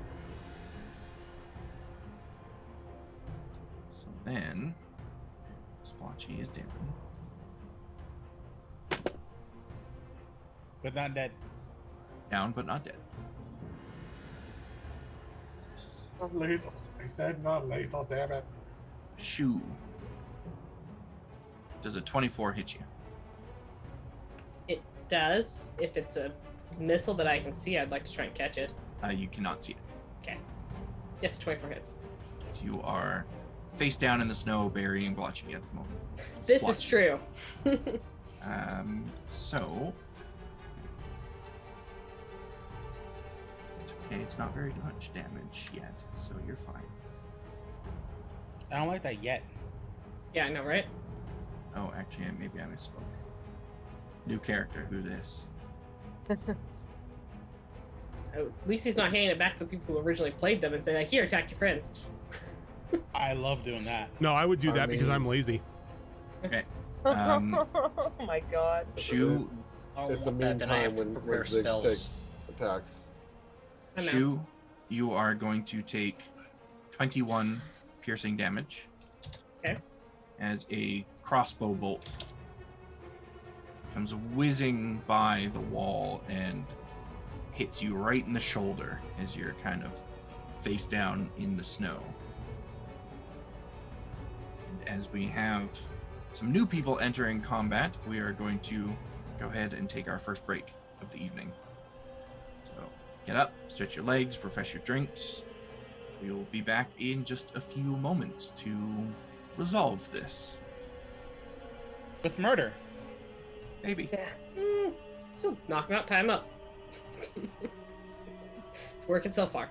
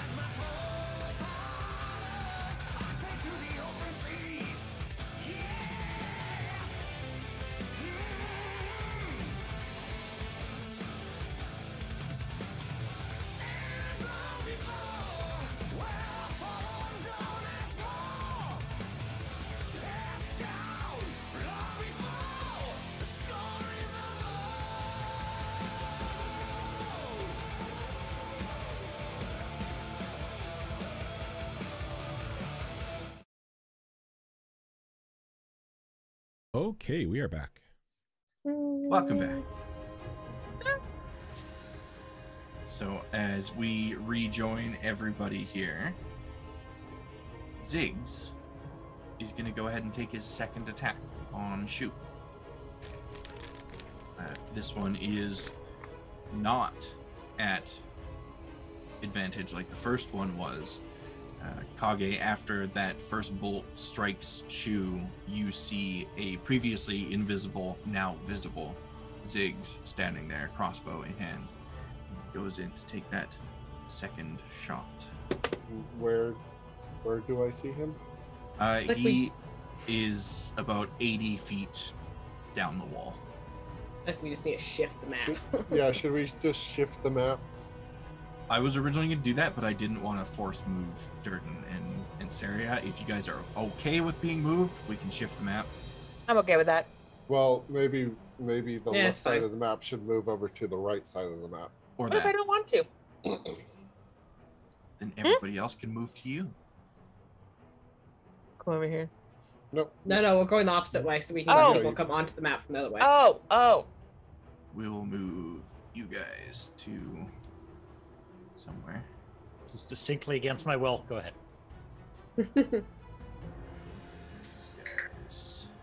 Yeah, just move shoot right on top of me, and splotchy between Shu and the Falcon like it was over Yep. on the left side before. There. There, that should give you some room to work with. Yeah. So Just try to actually, make things easier. I believe Ziggs does have enough movement left to get on the map. So just for ease of everything, we're going to go ahead and say he uses his movement to do that. And then he takes that second shot, which was a 21 to hit. Yeah, that's Okay. And I am going to add the sneak attack damage to this one because I should have done it on the first one and I forgot. makes sense. I do not often play this character, so their abilities are new to me. I mean, But now you first can see the time hit. in ever. Unless you've been playing Ziggs behind my back. Yeah, what do you think I do with all your characters after Sonata? Play Dollhouse with Play them. them in different I run my own one-shots. adventures, man. Is that how you level them up? Exactly. That will be 26 piercing damage. And now I want to make a 26? Yep. I'll make It's a like- crowd on level it- of jokes now. It's like Fox now. I will forever see you with the dark helmet, playing with the Sonata action figures. Love it. Mm. Okay. Pam, you can see this attack where you wanted to deflect missiles on the other one. That's true. You did I see can't see this this one? one. Yes. Oh, I was unaware of that. So yes, I will try. I thought my head was still down. I will attempt to deflect missiles. I imagine after you get shot in the shoulder, you probably raise your head to see where it came from. Probably. Yeah, if So your head was they- still down after that, that's your own fault. And if she got We poked do in the something. butt, that calls for alarm. So how do I'm trying to start reading this because I haven't done this before. Start the 10 feet of you hit by range weapon attack. We just take when you do so, damage is reduced. Do you roll to see if you catch it? I mean, how does this work? Let's see. The damage you You take from the have- attack is reduced by 1d10 plus your dexterity modifier plus your monk level. So you don't have to roll to try and catch it. You just automatically do that. Yeah. Okay. I mean, you use your reaction to do it, but Yeah. you do just do it. 7. It was dexterity and Yeah. monk Well, level. 1d10 plus dex mod plus monk level. So 17. 17? points Okay. damage. So you can restore 17 hit points since you would have blocked 17 points of that damage. That is the minimum amount I can block. Roll the 1 on that. I'll take Alright. it. So, Nazareth does not get a go because I'm afraid his stubby little fella's legs has him a little bit behind. Oh no. But that will bring us over now to Saria. Oh yeah, don't like this at all. So, where is it? Oh, he's over there. Fuck yeah. I'm gonna go ahead. Oh, balls! I'm gonna have to dash, aren't I? Yeah. Because if I see a crossbow out, I see that he's really not going to move probably too much closer to us. So I'm going to have to go to him. So yeah, I'm going to dash to him. Okay.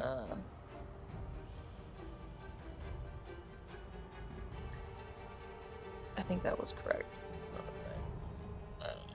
Oh, one more. There we go. I can't. That was my bonus action to dash, huh? Or was that my action? Action, unless you have something like cunning action that allows you to bonus action it. Oh, no, but can I use my bonus action? Yeah. Since I used my action to dash? Sweet. Yep. I am going to go ahead now and activate my flame tongue. Okay. That way that's out. That way at least I could do a bit more damage on him to whittle him down. You sure can. That's it. All right. Perseus, who is, I believe, dealing with a cat at the moment. 2 of them. 2 of them. They're having zoomies.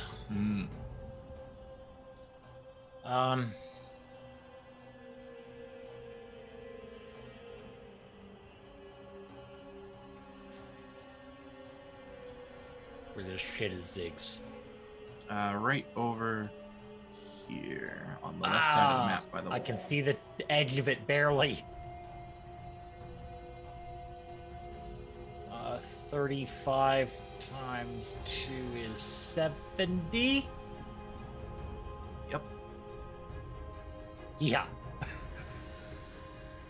Speedy little cat. Wish your other cat was they that fast. make up that I screwed up with Nazareth, okay? Yeah, why'd you have to give me the slow one? Because the slow one's got a lot of bullshit. Mm-hmm. Even more bullshit now. And I am going to politely have to stab Ziggs. Okay, stab away.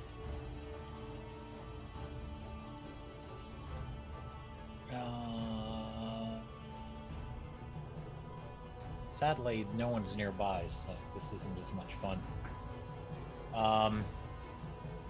However, that is a 27 to hit. And that does hit. I'm getting close.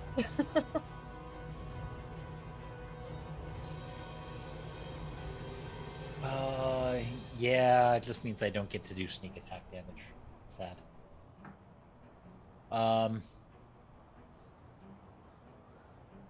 However, we are going to do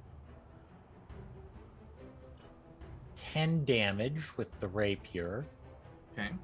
Come on.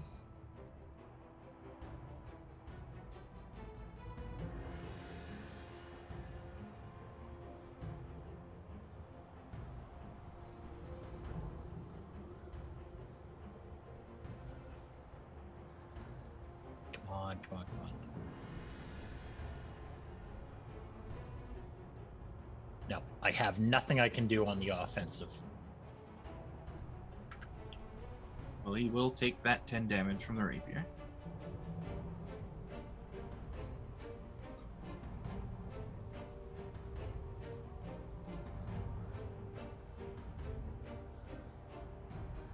Well, that is going to be it for me, sadly. Okay. That shifts us over to Durden.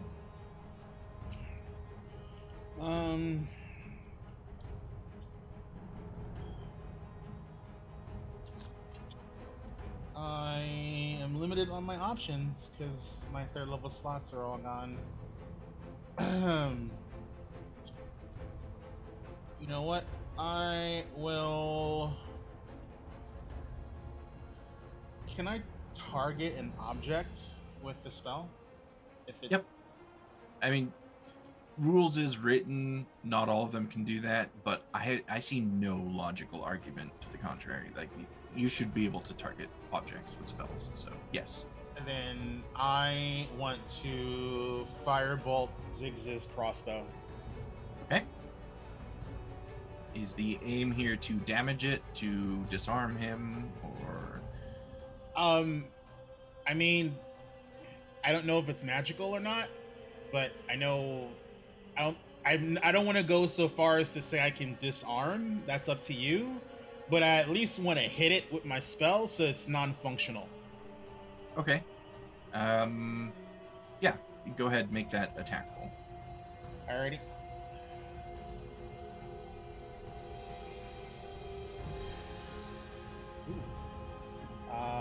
+9, that's 24. 24, that certainly hits. Cool. So roll damage, and that will set a DC for things that I roll for the crossbow. And Ziggs will also take half of the damage because his hands are on the crossbow. That's fair. This is going to be 3d10 plus my modifier. So that is 7, 5, that's 12, 7, 12 and 4, 16 plus another 5. 21 points of damage to the bow. Okay. Ziggs will take 10 of that. Now. 21 points of damage. Okay. We lost someone. Oh. Zoro. Yeah, Zoro's computer froze. She's working on bringing it back up now. Okay. The cameras are all fucky. In the meantime, the crossbow rolled a nat 1 on its save. Ooh. Which was really not what I was hoping for, personally. So this was... what spell was this that you fired? Firebolt. Firebolt, okay. So you aim this firebolt precisely at the pin that holds in the arms of this crossbow and obliterate it, sending those arms careening outwards and just destroying this crossbow to the point where it's not repairable within any respectable amount of time. And so Ziggs has been disarmed of his crossbow.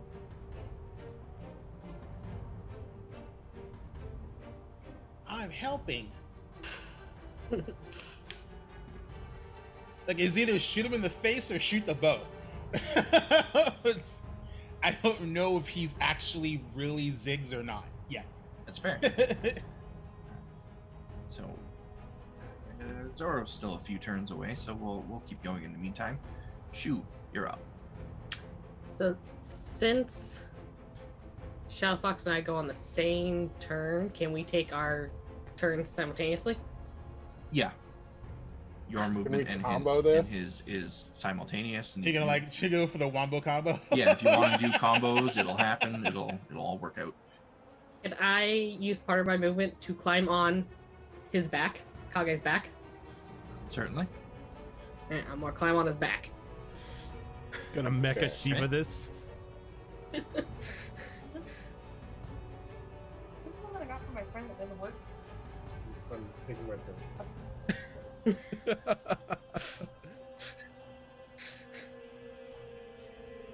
Let's see here.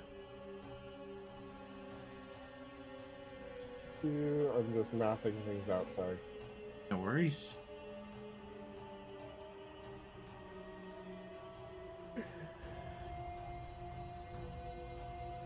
Okay. So, I am going to move to here. Okay. He And moves Shu with goes me. with you. And actually, I will... Yeah, I will dash. Okay. To get all the way up to there.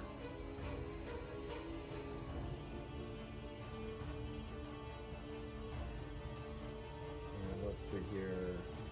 Do I have any cool bonus action things that I can do? Probably not, but I want to check.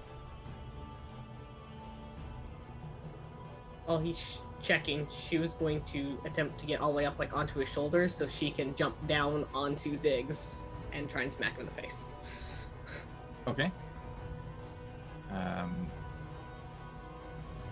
Are you trying? Is that just a flavor jump down onto him, or are you? Yeah, it's just a really flavor. trying. Okay. So yeah, you can absolutely do that. And in the process of your jumping down and attacks and all that, at the end of your turn, you'll end up in this space here. Yeah, that's fine.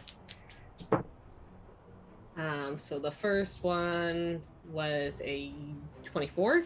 That'll hit. Attempt to stunning strike. DC 15 con save, and he's going to take 12. She's still going to do non-lethal bludgeoning damage. 12. You can make his con save not with the nat 1 die. Let's use a different die. Come on, use the nat 1 die. I used a different one, but it's not really any better. DC's only 15. He was so close. Rolled a 12. So he is now stunned He is indeed. until the end of my next turn. That's huge. It is.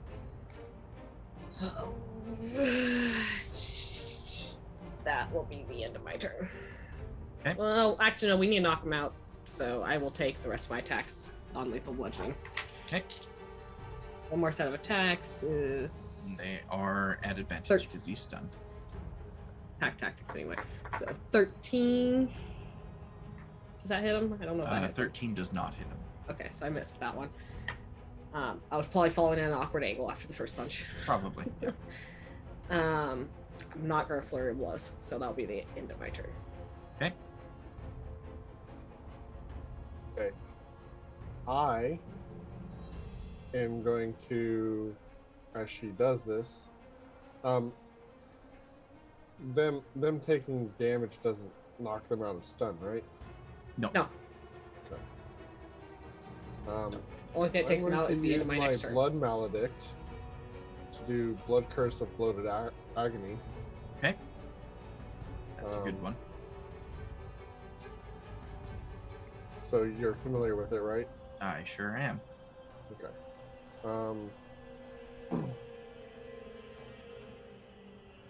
And I'm going to amplify it. Okay. And completely miss my dice tray as I roll my d4. That's always a good sign. Oh, yeah. Damn it. Because you're rolling against your own character. Yep. It knows. So yeah. At each of his turns, he will need to make a con DC 17, or the curse will continue, Yes. giving him disadvantage on strength and dexterity ability checks. And if he makes one or more melee or ranged attack, he will take a D8 necrotic every time he does. He sure will. Okay. So then I'll say, time up. Okay, so no attacks or anything against him? I used my action to dash. That's right, you did. Okay, so on initiative 20, Antia will call out, "Do you need my help here? If I participate, Eugene may find out we're here." Oh, you keep that going? Shoe got this. Shoe dragon. Just let me know if you need me. Is she related to Chet? We're good. Shoe just did the chat. No, Forge. I was gonna say, is she related to Chet? Because No. she sounds a lot like Chet. Forge, you're up. Forge going to dash 60 feet this way, and then 99 is going to dash to get on pretty much on the other side of Ziggs. Okay. Not up here, but like behind him. Let's actually just shift over everybody over there so 99 can get in there. I feel like we're going to do a lot of map shifting. And that's Yeah. all. That's all he's gonna do for now because he dashed. All he's gonna do. Okay.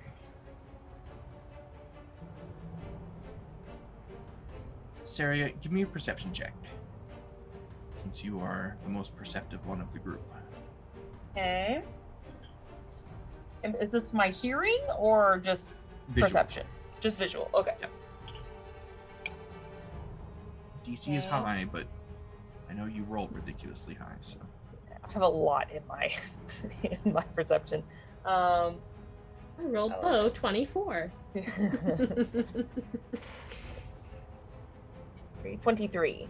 23. That is one more than you needed. The DC was 22. So while everyone is positioning themselves around Ziggs, you catch sight of Nazareth, who began to come in from the direction in which Forge had sent that prestidigitation howl. So he's down over here. Yeah, Nazareth had gone down to check. Ziggs did not, because Ziggs has a connection with his own companion and knows that it wasn't real. But Nazareth went to check anyway. And you see Nazareth stop, survey the battlefield, see the trouble that Ziggs is in, then turn around and go back the way he came. Oh, Nazareth. How far away is he from me? You don't get the sense that he's running from the fight. You get the sense that he sees this as a losing battle, so he's retreating. Yeah. What? How far is he from me right now? He's about 150 feet. Is That's it my why turn? the DC was so high. It is not. It was Nazareth's turn, and he was doing the thing, and I wanted to see if that would catch your eye, and it did. Ziggs' turn. He's stunned. He can't do anything. Now it's your turn. You said how far away was he from me? About 150 feet. 150. Fuck. And that was when he stopped to turn around. He has moved a little bit since he still had a bit of movement left. Mother heifer. Move closer to him. Oh yeah, okay. Like he just can't run out of my range. Fuck. He is 60 feet. Hold on. So if I dash. Math is hard. What are you trying to do? So he's 150 feet from me. If I dash, it's 60 feet. That makes him 90 feet away. 90 feet away.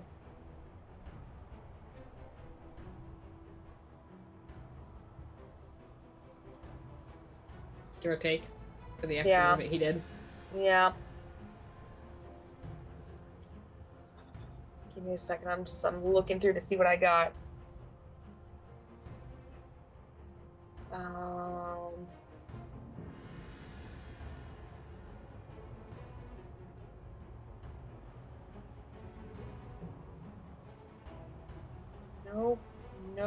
Nope. Shit. Hold on. I was all prepping on how to deal with Ziggs, then you throw this wrench in there. Now I'm like, well, shit. I need to reevaluate. Okay. These are former player characters. They have tactics. They're not dumb monsters. First things first, she's going to throw out, saying like, I see a kitty cat trying to get away.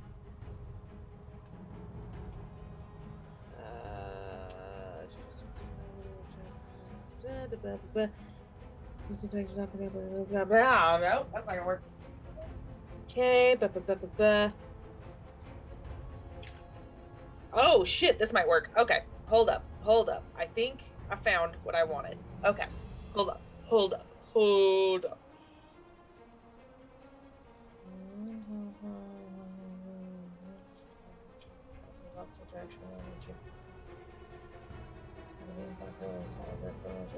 Okay. This may work. Okay. I'm gonna go ahead and move my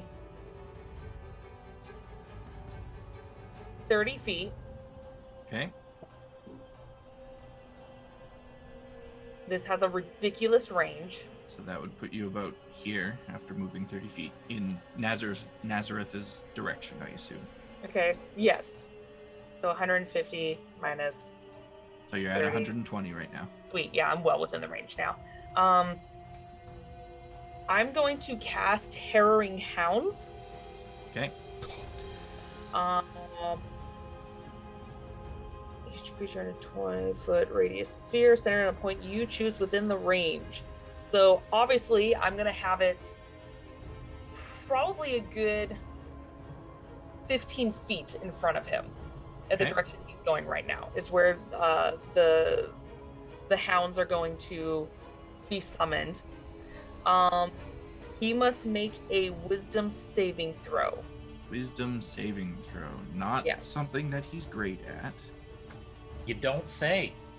It's all your fault, Raven. Yep. You rolled pretty decent, though. You got a 17. That is a miss. Stat wisdom. Travels. And intelligence. Okay. So, affected by a creature travels. It travels at a fast pace in the opposite direction of the one which you choose, and believes the pack of dogs or wolves. Oh, it'll be wolves, obviously. Follows it from the chosen direction. So, because he failed, he believes these wolves, these pack of wolves, are after him now, and they are going to chase him back towards us. Okay. And they will keep chasing him. He is also frightened. Sorry, he is frightened of the direction he was originally going. So he now, I guess, moves away from it regardless. Yep. It keeps going. Affected creature must. Oh, shit. The affected creature can make a wisdom saving throw at the end of each 4-hour period. Oh, yes, shit. it lasts for a long time, that one. Jesus. And it lasts 8 hours. Yep. So. Kitty. So, now the disappointing part. Because he was the target of a ranged attack or a spell that triggers his held action. Oh. And he stops, turns around, starts to head in your direction. But as he's running, an arcane doorway pops up in front of him, and he steps through it. No, and he's gone. But he's frightened. No, Yeah, but he he's was running. frightened. He was running in the direction he was supposed to. But that was so clever. Why do but this to me? Something that's a lot more clever than just running away from the thing you're frightened of is to dimension door away from the thing you're frightened of. But he has to travel in the direction that I forced him to go in. So does he technically dimension door behind us? He dimension doored somewhere in the approximate direction he was supposed to go within 500 feet. And nobody with a counterspell that's within range. No. You're muted, as that's some bard bullshit right there. It's beyond 60 feet, and I don't have 3rd level spell slots. Yeah, because this is a 180-foot range. This is a long-ass range. On the plus side, you've taken Nazareth out of the battle. Yay! He's not coming back. But I wanted him to not inform people. No, he's in the town, probably. Just hope that he doesn't have sending or something of that sort. Well, the whole time he is frightened. He could have already told someone, too. He is frightened. So... And it's not a concentration, so... Nope. And it just goes until the time runs out. Or so 4 hours. Well, in 4 hours he can try saving again, and if he fails, he goes another 4 hours, and it doesn't even matter if he saves, the spell ends at that point. So he's a literal scaredy cat right now. It was really clever, and had he not prepped that action, would have been amazing for you guys. But, plus side, he is still out of the battle. So... That brings us over to Perseus. And you know what? It's probably for the best he's out of the battle, because he had disintegrate prepped. Oh no. So it doesn't matter if I can get to him first. I mean, you were the next best person to try and do it, so... Shit. Okay. Well, I just mathed it out. I can move close to like 200 feet in a single round. Yeah. He can also just keep dimension dooring. He's got a lot of spell slots at this level. Yeah. He has a dumb amount. Yeah. Yeah. Bards, okay. Where did our And bonus action has to be. Does it have to be a cantrip? Because you can't cast a leveled spell, yes. You can cast a leveled spell and a cantrip on a turn if they're an action and a bonus action. Yep. So I can't. So I just did mine, so I can't use like healing word or anything like that, even though it's a bonus action. Only if you cast a cantrip previously. Right. So yeah. wait, does that mean for the next 4 hours, Nazareth on every turn that he has spell slots has to cast Dimension Door to get as far away from He where doesn't he was? have to, but he can if he feels like he needs to. He's Nightcrawlering it. And he's running away from these wolves that are somehow keeping up with his Dimension Door. I think he has Misty Steps as well. If I'm Yeah, so it says when he he's is got a lot not of traveling, when the affected creature is not traveling, it is frightened. So he thinks these wolves are right there every time. Mm-hmm. Yes, an affected creature Oh, doesn't stop God. at a destination instead of They keep coming. What spell is this? It's called Harrowing Hounds. Oh, I mean, God. you talk about persistent There's- predator. Freaking use a level 5 spell, man. You summoned a pack of of fake dogs against a cat.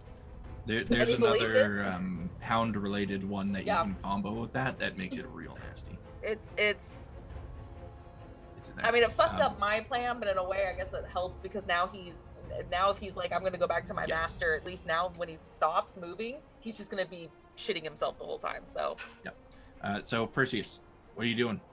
I lost track of my target. Your target is surrounded right here. Oh, You're right by him. And stunned. He's got all these and stunned. dots on him, and he's stunned, and he's not having a good time. Okay. Well, let's subdue him. Okay. Are you looking to knock him unconscious type of subdue or tie him up? Yes. Unconscious. Okay. You do have advantage because he's stunned. I have a lot of things because he's stunned. Yeah, you do. Okay, that is a 24 That will hit. to hit. That will certainly hit. If I For remember 6. correctly, sneak attack can apply to non-lethal. Yeah. Yes, it can. Because it's essentially weapon die on top of your weapon die. This is why I did not activate my hand reps. Because it's like, I don't need magical damage right now. Okay.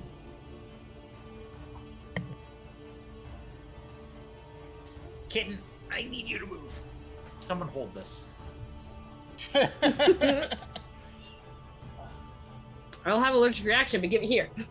I don't care. I will hold the baby. Yes. That's what Benadryl is for. You're only allergic to cats if you're a coward.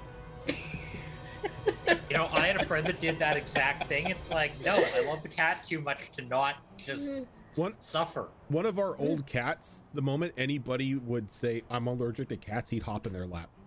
Yep. Okay, sorry, I had to find more Cats did. D6s. But I had a cat that did that. Naja, no, I need that. It's mine now. Jesus. Oh, that's... Okay, I can live with that. That's 10... 20... 32... 34? 34. Okay, that was a Nice. good hit. That's basically like the hilt, the basket of the rapier, just... Yep. Doing that Dread Pirate Roberts. All right, you got anything else for him, Perseus? Nope.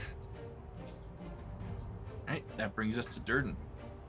I already broke his bow, so there's enough people to like subdue him. Like Durden's just gonna chill. Fair. Shoot.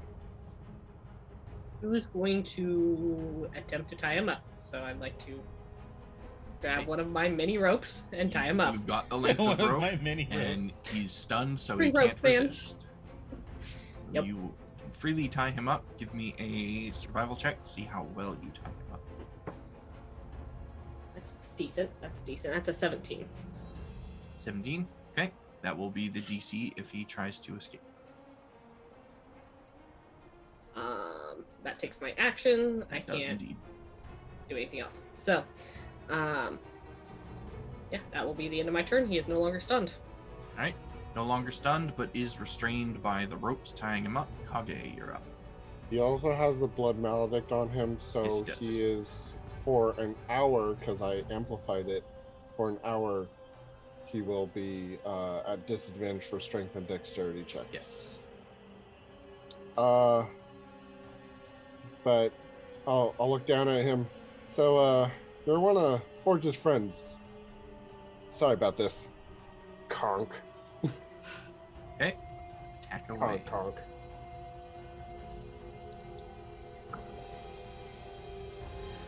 Well, finally, there's a natural 20. There you go. We needed that on. Non-lethal. Non-lethal. We need Raven to get that with all of his damage. Yeah, nat 20 with the sneak attack die. Was it 6d6 right now? So that would be 12d6. It's 12d6 plus 2d8 plus 10. Yeah. Yeah. That's where we need a natural 20 to knock him out. I mean, at that point, it's like concussion. Bare minimum. Bare minimum.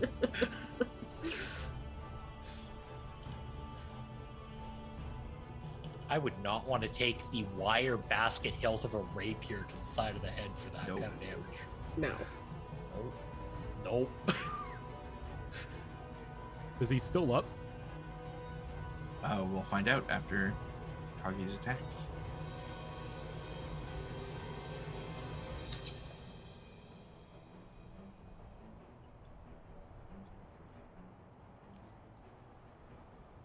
Uh, 49 points of damage.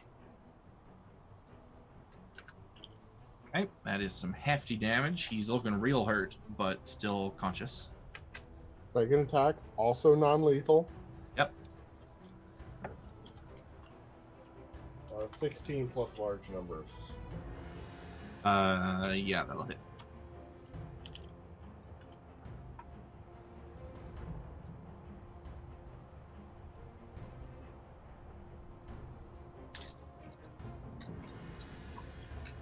$23.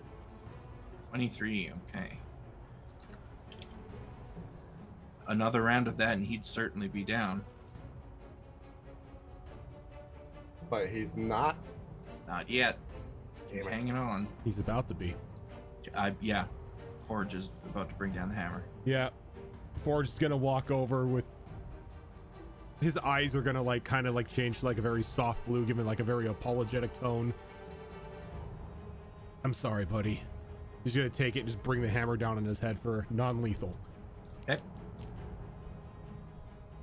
How do you make a hammer attack non-lethal? Hit him in the kneecaps. Technically the truth. Technically the truth. That made me cringe for real. My knee hurts now. He has an Erd kobold. Just smack him on the wings. So, where's my character sheet? Aim for the kidneys. All right, so that will be a natural 20 for 30. That will hit his AC of 18. So how do you do crits for this? We're just doing standard crits, double the dice rolled. Okay, so All the just dice. All the dice. So I instead of 2d6, I roll 4d6. Yes. Yep. And any additive dice that you have. Do I add the sneak attack. strength modifier on top of that, or Yeah, you add it just the one time. gotcha? Normal crit rules. Aim for the kidneys. Aim for the kid. All right, that's going to be 18 points of bludgeoning damage. Okay. He's still up. He is still up, just barely. Another attack. A second natural 20 for 30. Jeebus. Okay, roll that damage for me. There is a chance he could still be up.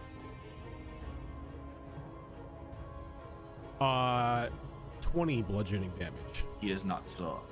He is unconscious. His body goes limp in the restraints after that second strike. Breathing Shoot. though, right? He is breathing. Yes. Okay. Are we He's still just in initiative? concussed. Forge specified non-lethal. That does bring us out of initiative since Nazareth is long gone.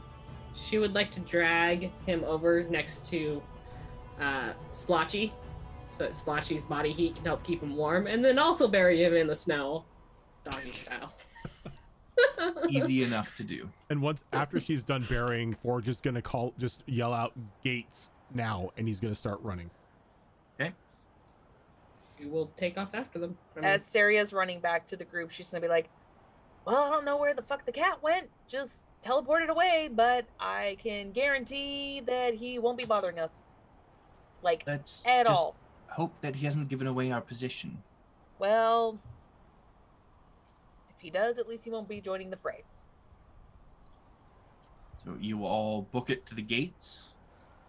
Once you get there, I assume your intent is to go inside of the town. Correct, sir. Why, yes. What do I hear with my special ears? You hear found a shoe right up behind you. that. Little padded kobold feet. So let's have a group perception at this point. Visual love. perception. Lovely. Okay. Do you want to go around or you just want to call Why around? you deny me my vision? I'll go around. So Raven, what did you get? 17. 17. Okay. Azarin, 12. 12. Shadow Fox,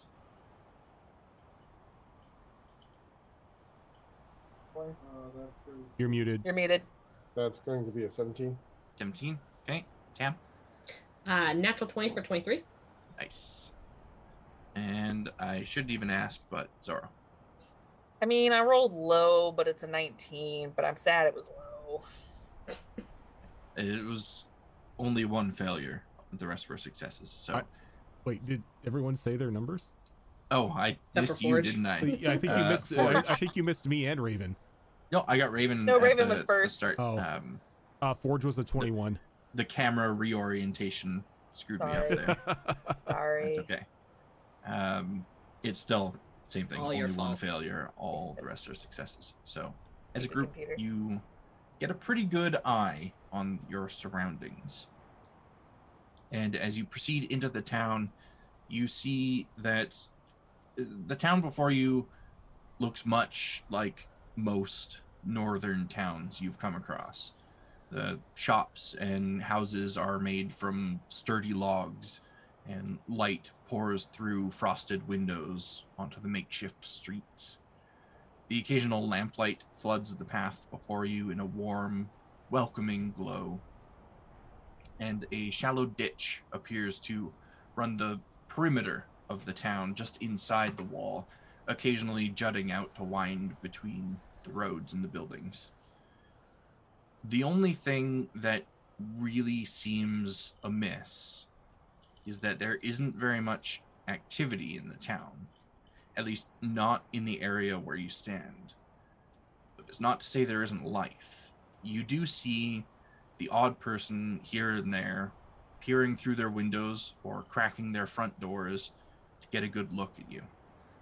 Your battle along the wall caused a bit of a ruckus, especially with that cat howling in the night, and the townsfolk nearby are taking no chances, huddling in their homes for safety. She feels tired. So what is the intent now that you're in the town? Find Snowdrop. Did you actually say that? Mm-hmm. Kage will extend his arm to let her climb up. Climb up. How's everyone looking? We good? I think Shu got shot, and that was about it. Oh, that's right. If I can sit up here long enough, I'll feel better. He's gonna walk over and just poke her a couple times with the warhammer, using the charges of cure wounds in it. Yep, you do have many cure wounds charges in that thing. I'm gonna spend 3 cure wounds charges. So the first one you're going to get 13, the second you're going to get 7, and the third you're going to get 6. Brings me up pretty darn close to full, so thank you. That is so clutch. I love it. Basically, make a wand to cure wounds for yourself. Yep. Pretty much. Well, it's like a wand of anything second level or lower. Mm-hmm. Give me enough days, and I can have my entire first and second level spells as multiple items. That's So awesome. crazy. At this point, when everyone is kind of surveying the town, Antia, always behind you guys, is going to speak up. I think we're running short on time. I'm worried that Fellis alerted him. We've got to track down Eugene somehow.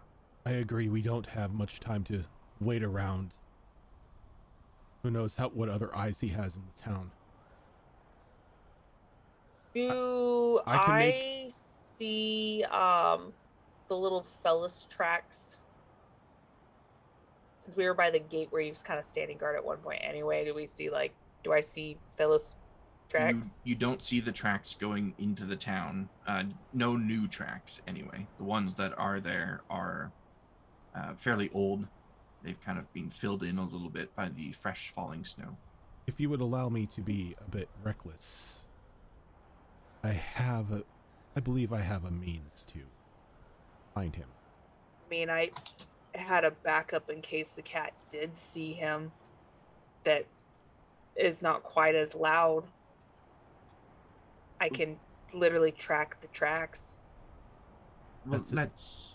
what do you mean track the tracks? Well, I can illuminate them, regardless if they're old or new. They track his specific tracks, and if we find it throughout the town, it could potentially lead us to the area that he once visited. That could be he reports to, maybe. That could be a bit of searching, though. Yes, does it illuminate all tracks or just recent, like the most recent?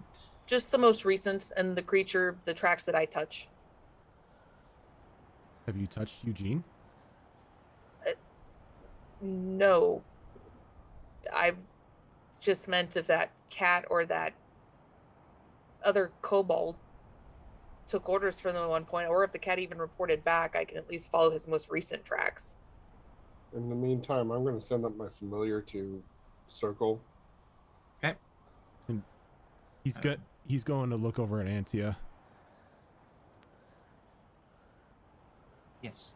I apologize for what I may do next. Whoa. Hold on a second. But as you said, time is not our... There is enough time to fill us all in, though. Let's not be too hasty. Or I could just sniff him out. I just go wolf and just sniff him out. In the meantime, she was falling asleep on Kage's head. Well, we're in his town.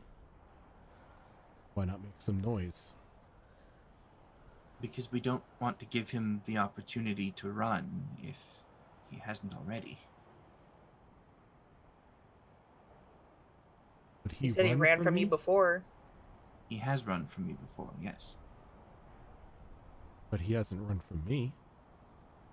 As far as I can tell, he hates me and Durden. He's already tried to kill us multiple times. You did say that he teleported you somewhere and left, so he may do the same thing again. Yeah, but he had the help of a teleportation circle last time. We're not in one now. Well, yeah, it doesn't mean he has any tricks. What's your plan? I stand in the middle of the road and yell really loud. Calling his name. Calling Snowdrop's name. Should get someone's attention. And if all else fails, it's just me out there. Then you're vulnerable. Yeah. I'm expendable. No, you're not. I mean, if you want to save your friend, don't you think they'd be sad if you came to save them and then you just die? It's worth the risk. In the meantime, does my familiar see anything? If all the villagers are hiding, then I'm looking for a house where there's activity in the streets. Are you looking through your familiar's eyes, or are you relying on your familiar to relay what they are mentally capable of relaying? Are they mentally capable of discerning the difference of what I just described?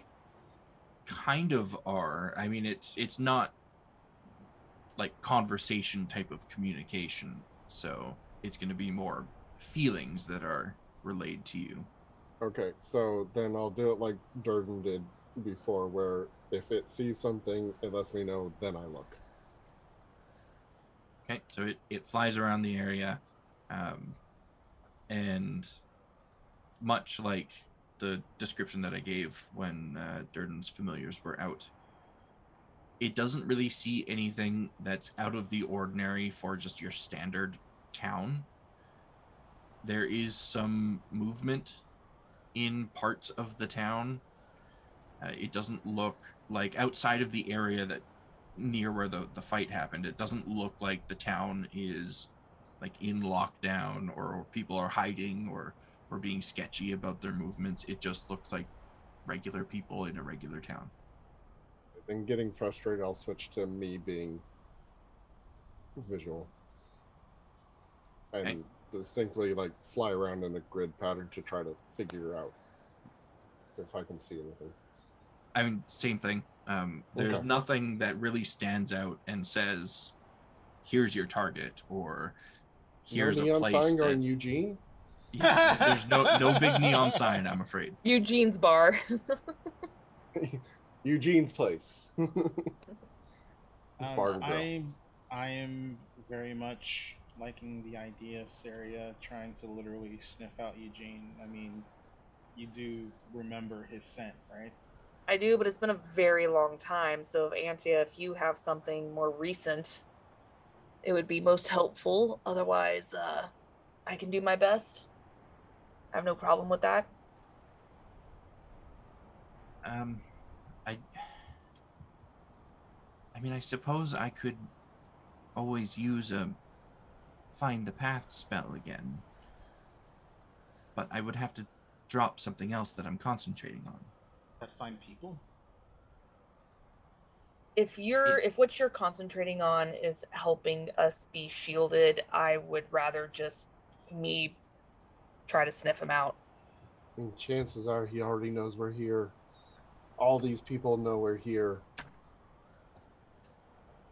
But they're not raising any alarms, so...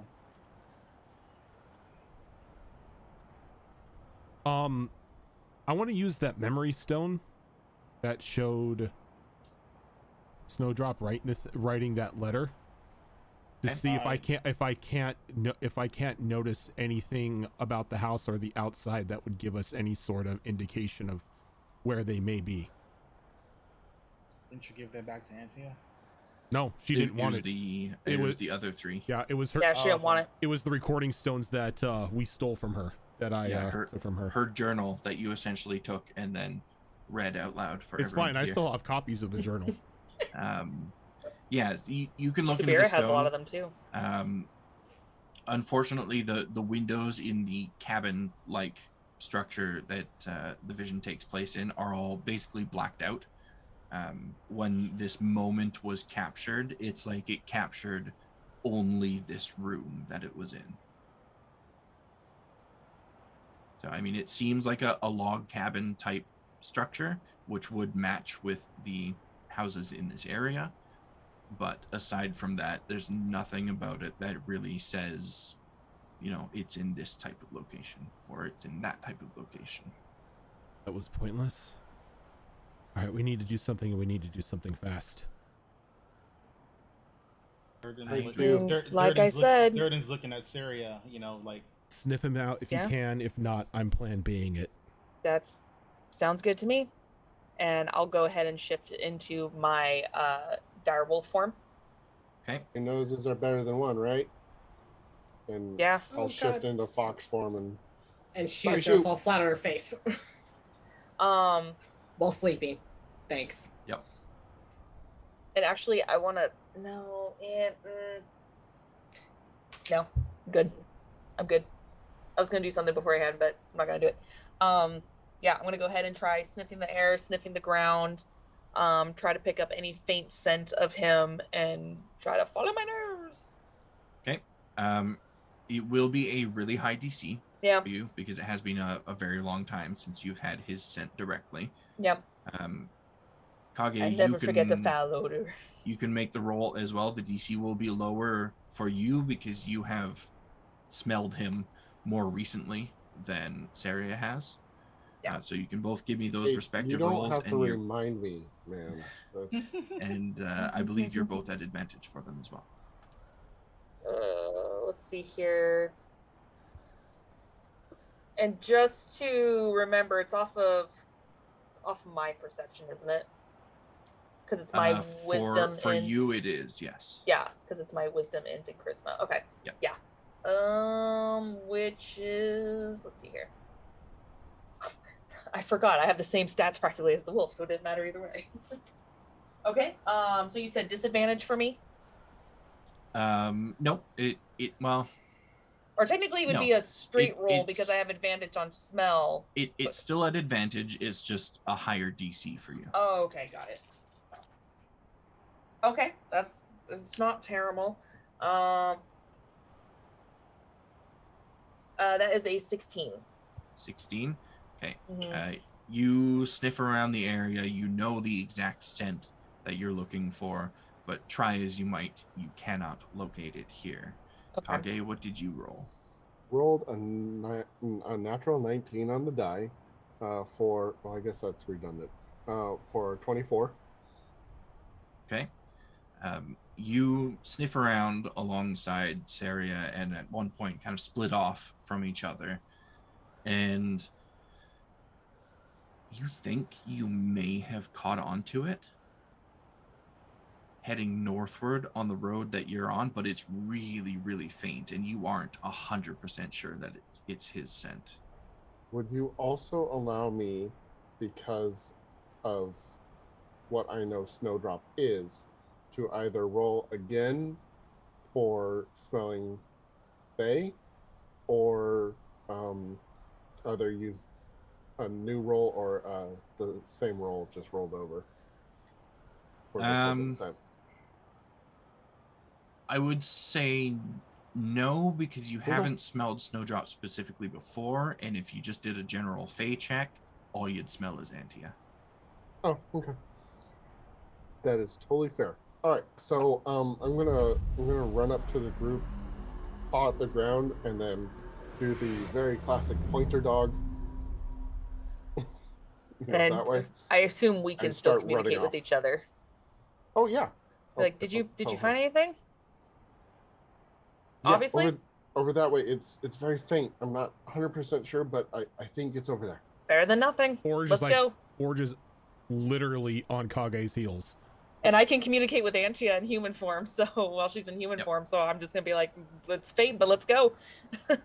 Okay, so as you all begin to proceed down what appears to be a main road of some sort in this town towards the north side of the town, we're going to go ahead and take our second break of the evening, stretch your legs, refresh your drinks, and move into the final part of Sonata 3. I say that questioningly because that first bit took up way more time than I had planned for it.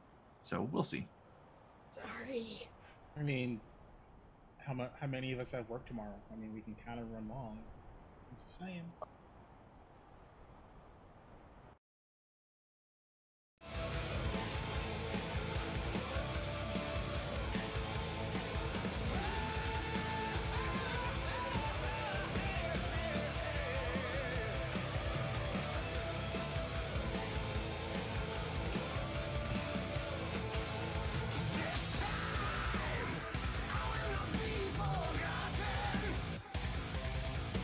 I won't be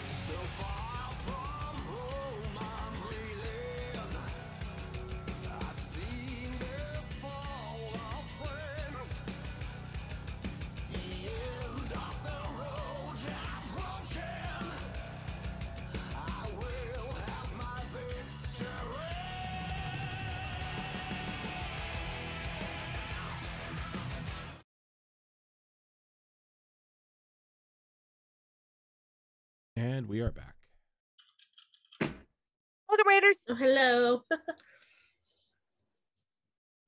Welcome back.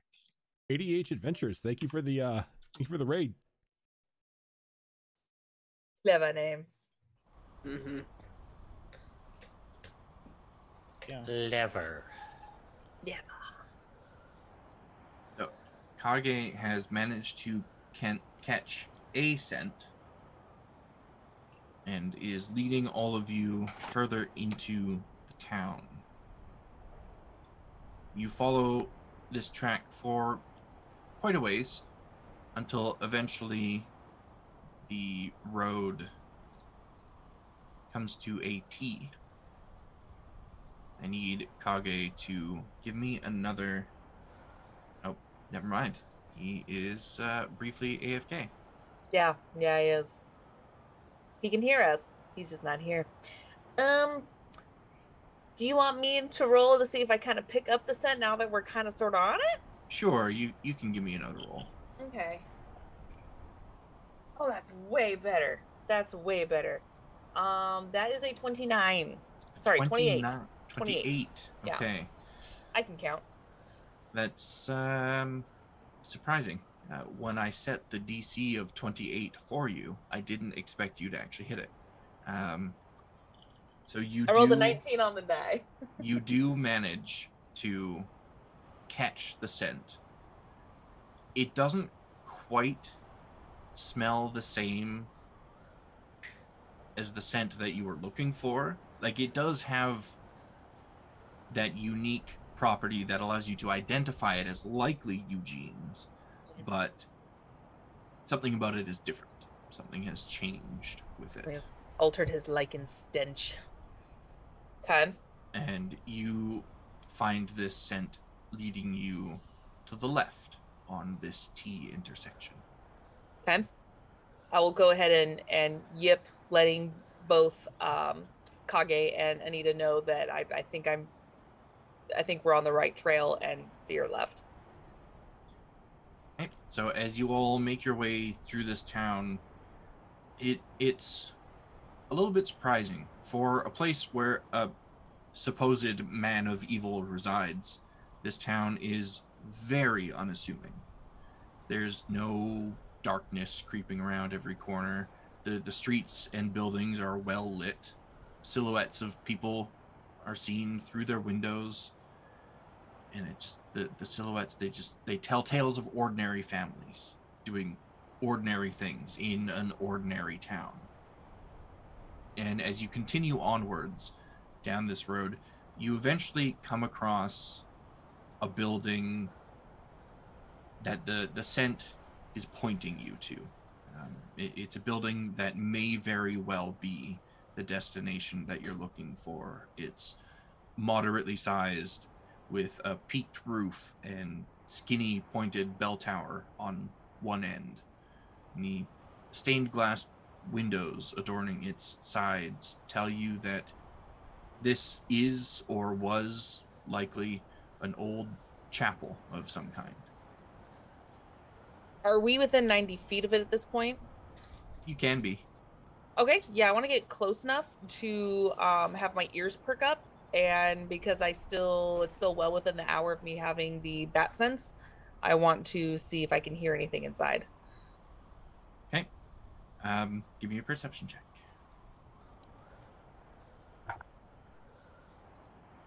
Wait, before you say anything, I think I have that spell. Hold on. Nope, not this character. I rolled mid-tier, so it's fine. It's 24. 24? Mm-hmm. Okay. You hear voices inside, multiple voices, though with the windows and doors shut, you can't really make out what they're saying, just that there is indeed voices in there. One sound like it may potentially be that of a child, some sort of softer or higher pitched voice. Hard to really tell just from the sound alone. It sounds like there's a lot of people conversing in there. Okay. I will turn back at Anita, and then of course, every time I talk to her, Kage can hear this as well. I hear multiple people inside. Can't tell how many, but the scent is leading over there by that old chapel building. So he's likely in there then. With others. Can I use my sniffer to try and confirm? Yeah, I'm just carrying. You doubt my your, 28? Your perception roll from earlier. Your Okay, cool. scent trail leads to the same place. Not really knowing if that they're actually talking back and forth to another. Forge is gonna look at Antia. Is this the place? I hope so, because I grow tired of playing his games. Same here. He's gonna walk to the front door. And Auntie is going right up there with you. I'm staying in wolf form. I'll hang out like right behind them, just right behind them. That way, if I want to like jump over and pounce in front to protect, I can. But I don't think it'd be wise to have just a dire wolf just walk in first. So how should we go about this? Should we kick the door down or just knock politely? Like this. And Kicking the door down Antia sounds marches towards the double doors at the front of this building and just plants her heel between the two of them, kicking them wide open. And the sound of gasps ring out from inside. And anyone that's there can see now the inside with a clear view of this interior, that this old chapel still houses much of its old decor. A central aisle runs down the middle of an open room, and pews filled with townsfolk on either side. On a short stage on the opposite end stands a podium, and at it, the familiar face of Eugene. And as those doors swing open, Antia just looks directly at him and calls out over the sound of all the gasps and the murmuring. The book, Eugene. Where is the book? Yeah, and Snowdrop. Where's she? And Forge's eyes are just gonna go just like a deep red. I just growl, snarl. Maybe a little bit of drool comes from it. I'm still in fox form, and I'd like to skirt the perimeter of the room to try to... You cannot. The pews are right up against the walls. Oh. Standing room Well, only. Are the pews high enough that we could crawl underneath them for the smaller folk? They're No, this is a filled with Catholic. people. This is a Catholic church. It's like all the way to the bottom for the kneeling portion of so it. You just can't crawl run through. across top of their heads. Got it. The only way is down that central aisle. Okay. And Is there a lot of as- people? Like the whole town is here. A lot of people. There's a decent amount of people. Shit. The half of the pews closest to the podium are right full, and the back half are kind of spattered with people. Shit. Okay. And Good thing we didn't light it on fire. as the entrance is made, Eugene looks up towards the door. Ah, sister, dear sister. I knew you would make your way here eventually, and you brought some unexpected guests. Welcome. What can I do for you? Cut the formalities, meat sack. Where is she? Where is who? You know who I'm talking about. Where's Snowdrop? Snowdrop. The fairy. That would be her. She's unharmed. Well, That's not a permanently. location. She's safe. Where? I don't care about this damn book. I honestly don't care about you. I'm only here for her. She is where I put her. Tell me where that is, and I'll be out of your hair. You come into my meeting hall and make demands of me. What makes you think you have the right?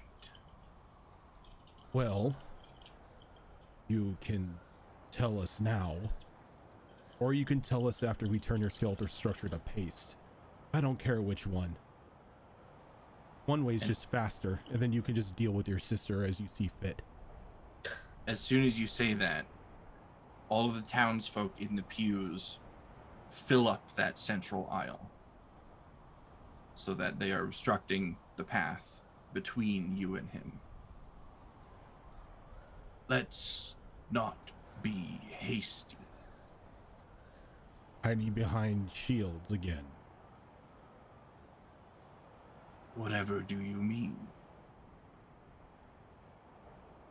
A wall of meat in between you and us. These townsfolk, I did not force them to do this. They just see one of their own being threatened by whatever you are, and they stand in the way to protect each other. All I want is my friend. Your friend is doing important work for us. Against her will. You don't know that. He holds up the stone. I do know that. I saw what you did to her. The little torture you put her through to write a letter to lure me and Durden into your The trap. letter. Yes. Well, I can't deny that. I did have to persuade her a little bit. And then you tried to murder us. I tried to get rid of you. Clearly, I failed. So, what do you want? My apologies? I want Snowdrop. That's all I care about. Afterwards, as I said, do what you want to do with the town. I don't give a busy doing important work for us. So you and the town are holding her against. Not at all.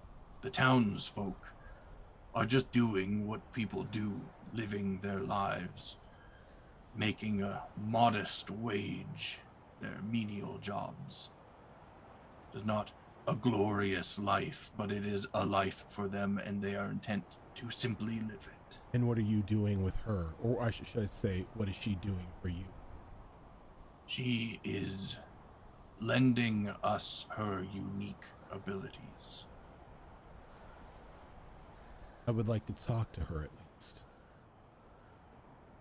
I can pass on a message. No, I want to talk to her, not... I'm afraid you can't see her. Not that you are incapable of seeing her, but you have barged into my home and made threats against me. I just do not trust you. Is it a clear shot between Durden and Eugene?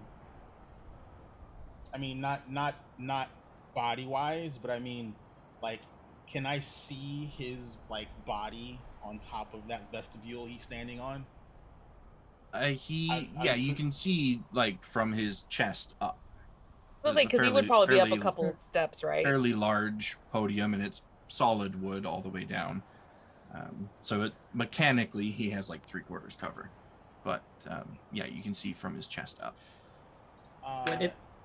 Then is there enough room for Shu to go invisible and try to sneak past all the townsfolk in the pews? It's pretty dense. You wouldn't be able to get through without bumping into at least a couple people. She wouldn't mind that, because people turn around and blame it on the person behind them. She would attempt it. And Forge is going to take a look at the townspeople. And all of you are fine with this. Imprisoning one that's doing so much good work for you. Someone who has others she needs to help cure of a disease. Their eyes black? They are not. However, one man near you, Forge, looks to you, says, "You come into our town and make these accusations, but bring no proof." He's gonna toss him the stone. He just bats it out of the way. There's proof right there. We have all seen what you are capable of outside of our walls. I have no reason to trust anything you would give us. You mean the enslaved friends of mine that attacked me? I'm good friends. I'm good friends with both Ziggs and I forget his name. Nazareth. Nazareth. They not traveled memorable. with Durden and I and Snowdrop when we first encountered this one, who then again tried to murder us. They have been loyal to us. They have for been the last year. enslaved. They Did you are ever kind question why people. their eyes were black? Their eyes are not black. They were when I came across them, telling me I was not allowed into town because people like me would interfere. You speak lies, machine. That right there should tell you that I don't lie. I'm incapable Machines of lies. Are more than capable of lies. Machines do what their masters tell them to. I have no master. The last master I had was crushed. And then Snowdrop, the one you are holding, showed me more of a path of freedom to make my own decisions. I have been searching for her for a while now. My search has led me here. I have no ill qualms against your town or your people. We And had yet, no... You come in here and you threaten Eugene, who has been nothing but a savior to this town, healing our sick, Have you renewing not our seen- economy. Have you not seen what he's done outside of the town? We Making have seen deals with more the than shadow. enough to know to trust him. You trust somebody who makes deals with the shadow. What shadow? You haven't seen the creatures. The dragon. I don't know what you're talking about. Of course not. You've never left your town walls. I've left plenty, but I see no monsters out there. I see no shadow creature. All I want is Snowdrop. I don't want to do anything else. If I can get her and take her home, I'll leave. I have no grudge against you or your town. I have a grudge against that one because of what he's done to me personally. When we kicked the door down, we didn't know what was going on here. We just followed him. I apologize if we caused any sort of disturbance. But given our history, you can understand our aggressive act. Make a persuasion check. I didn't want to interrupt the RP, but if Shu can make it to the other side of the crowd, she wants to try and take the book. There is no book. Oh, I thought there was a book that he was reading from. I also want to know how, if I were to like run and jump over these people, like what's the distance between? The Like- distance is about 40 feet. Could I jump it as a wolf? No. Could Well, plow you through haven't everyone seen with a Princess wolf? Mononoke. Oh, I I've have seen Princess many Mononoke. times. You are not that wolf. Yeah. Oh, damn it. That's gonna be an 18. An 18. The guy that you were conversing with looks unsure about everything that you're saying, but I mean, you're not being directly hostile to him, so he's like kind of looking back at the rest of the crowd for confirmation. Like, he doesn't really know what to do at this point. If we were such violent individuals who only sought death or whatever to your town, we would have already started carving a path for you to get to Eugene. So I'm not in the business of hurting innocents. And go ahead. So since there's no book, can I pickpocket Eugene instead? Okay, so if you are actually going to try and make it there through this dense crowd, Mm-hmm. I will need first a stealth check. Okay. And this 30, is 20? like, this is like trying to walk through a crowded flea market without bumping into anyone, so it's really difficult. Yeah, but she's You played did that. Assassin's Creed, so I mean, Yeah. that's like one of the rules. She'll get down on the floor and crawl. She has no shame. Wait, Assassin's Creed, you're not supposed to shove everybody out of the way?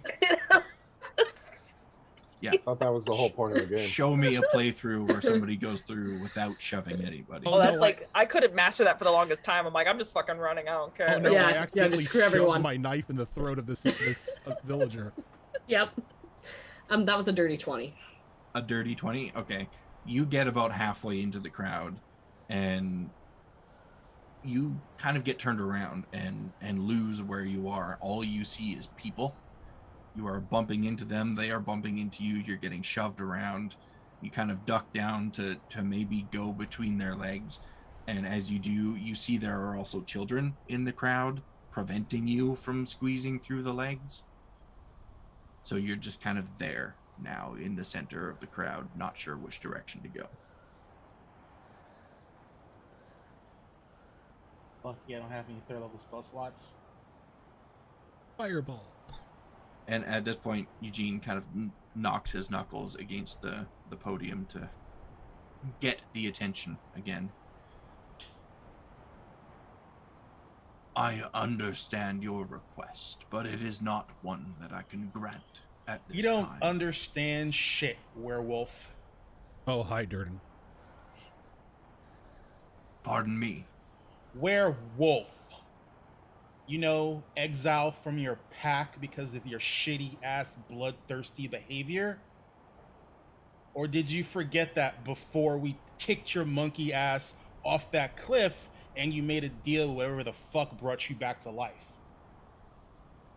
Bloodthirsty behavior. You really know nothing, do you?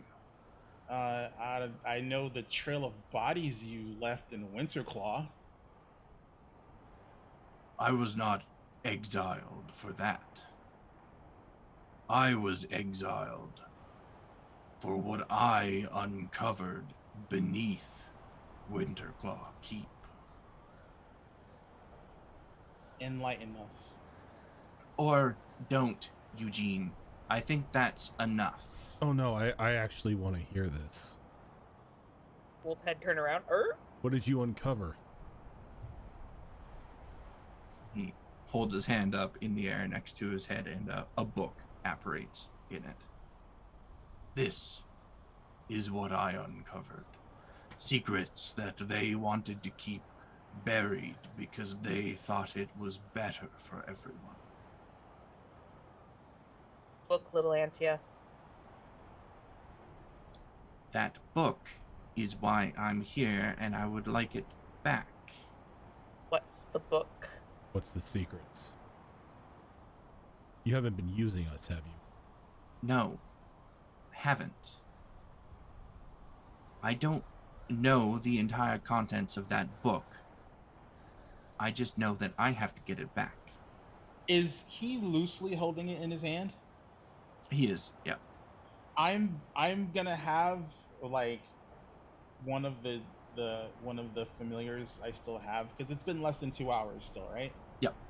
Yeah, I'm gonna have one of them like dive bomb and fly by and see if they can snatch that book out of his hand. Okay, have them make a dexterity check for me. In the meantime, I want to insight check Antia. Okay.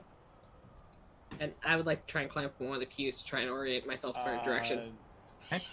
I need to look and see what the dex modifier is for the owl. Hold on. 15. 15 on that was on the inside, right? Yes. Okay. She clearly knows something about the book that she's not sharing. Of course. If Owl got an 18. An 18. Okay. I actually have owl on my list in case I ever turned into an owl. if what you say is true, then why did you attack us at Winterclaw? We weren't necessarily on the path of you. We were only helping your clan investigate something. He goes to respond to that, and as he does, an owl swoops down and grabs that book in its talons and lifts it free from his grasp. And he just looks at the book, and it disapparates in a wisp of smoke. Oh, balls. Forge, even though he doesn't have migraines or anything, kind of just brings up his fingers and just like does this. You've seen Durden do it a lot. Yeah, I'm just mimicking Durden at this point. That aside, why the attacks?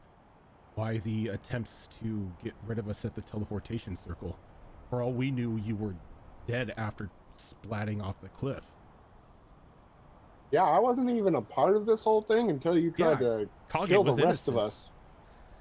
You were just collateral damage. You hear that, everybody in the village? He's okay with collateral damage. As for the original attacks, it really had nothing to do with you, but everything to do with the family at Winterclaw. So, you just happened to be the adventurers that responded to the posting. So nothing personal, just business. Nothing personal, just business. Or collateral, he's okay with. You know, after traveling with humans and the like for a while, I kind of understand that. Still pissed off at you, though. He's also not human. I still want Snowdrop back. You can at least allow me to speak to her. If it eases your heart,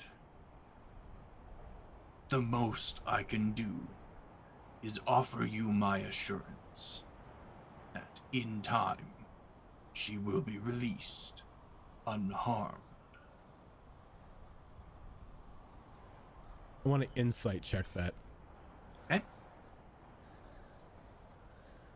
Player wants to insight check. That's a 9. Oh. Well, that would have been great if he didn't roll a nat 1. Whoa! What? In a weird sense, turn of events. Yeah. In a weird turn of events, I mean, on the one hand, you know that she has been harmed already, so perhaps unharmed was a poor choice of words on his part. But he does seem pretty insistent that he hasn't killed her, for one. She is still around somewhere. And that he doesn't appear to be malicious directly towards her in his use of her, if that makes any sense. It's just business. Doesn't sound good enough. You've already hurt her before. No, Pretty you're bad, just gonna. too. Torture kind of messes with people. The pages that I can remember him flipping through for the book, was it just regaling like the story of a war, or is there anything else specific on that page that I can remember that might be of significance? Nothing overly specific, as through the vision it was quite hard to read it word for word. You were just kind of picking up words here and there that allowed you to kind of get the gist of what it was talking about.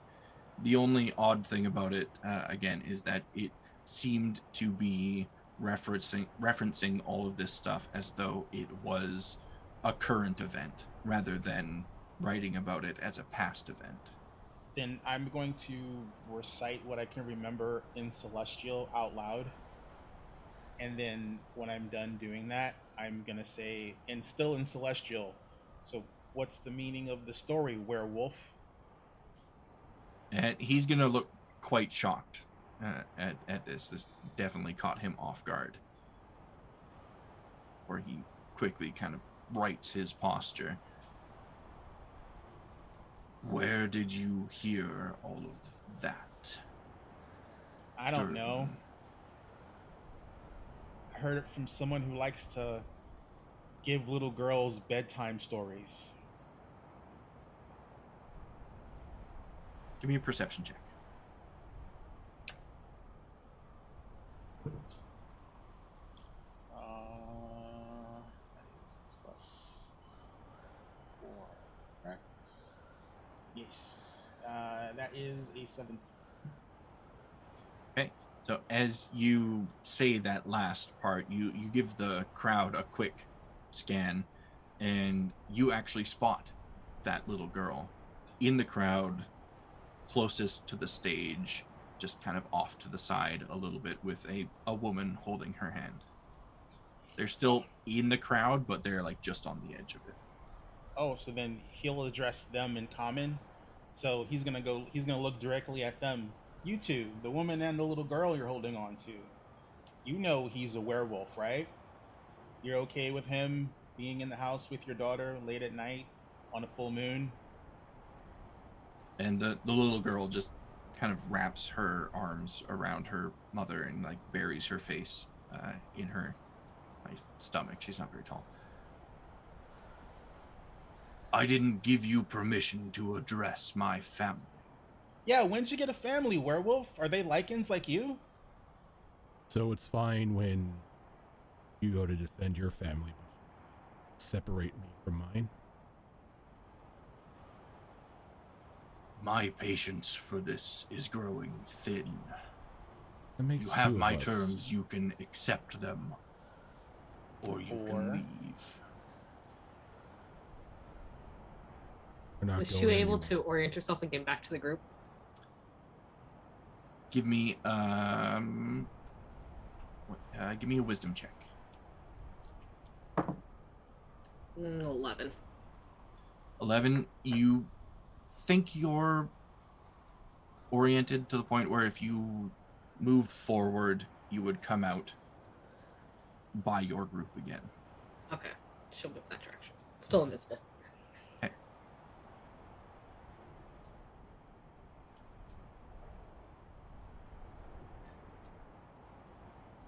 Let's make this decision a little bit easier for all of us. Shall we? He slams his hands down And on as the podium. As he slams his hands down, Forge slaps the maul to light it up. As his hands make contact with the podium, those of you that have a passive perception above 14 can see through the windows and out the open door that this trench that ran the perimeter of the town and all the lengths of it that snaked into the town itself light up with a greenish arcane hue. And then seemingly all at once, the sky begins to rotate around you. And it picks up speed as it moves. And it's odd because it feels like everything around you is moving really, really quickly. But all of you within this chapel, within this town, are stationary and unmoving. And you see the sky shift from a sunny day to night, and shift again back to a sunny day, and shift again back to night. And then the arcane glow emanating from this massive, massive arcane circle carved into the town fades. And Saria, Sorry, go ahead. Yes. you see now high in the sky, Yep. a full moon. Yeah, I was gonna say I was immediately looking back at Auntie and saying like he's gonna force a change. Did he just And- time magic this shit? He just time magic this shit. He just time warped this And shit. When you all are feeling as though you're regaining movement, like you're no longer frozen in the space that you're in, you all hear just the voice of Antia saying, no, oh shit, no, as she runs out the door and runs outside. And as she's moving, you can hear the cracking of bone and the tearing of fabric as she stumbles down the steps that led up into this chapel. And she groans and moans, and the moans begin to take on almost the sound of gurgles, like there's a liquid in her throat, in her lungs, pouring out of her as she falls to the ground. rolling over herself, bones still stretching and creaking and breaking. It is the sound of pain, of terror, and then a howl through the night. As I said, let's make this decision easier. You can let that beast out there slaughter a town of innocents and have your revenge on me. Or I can walk out of this back door and you can save the whole town. What'll it be?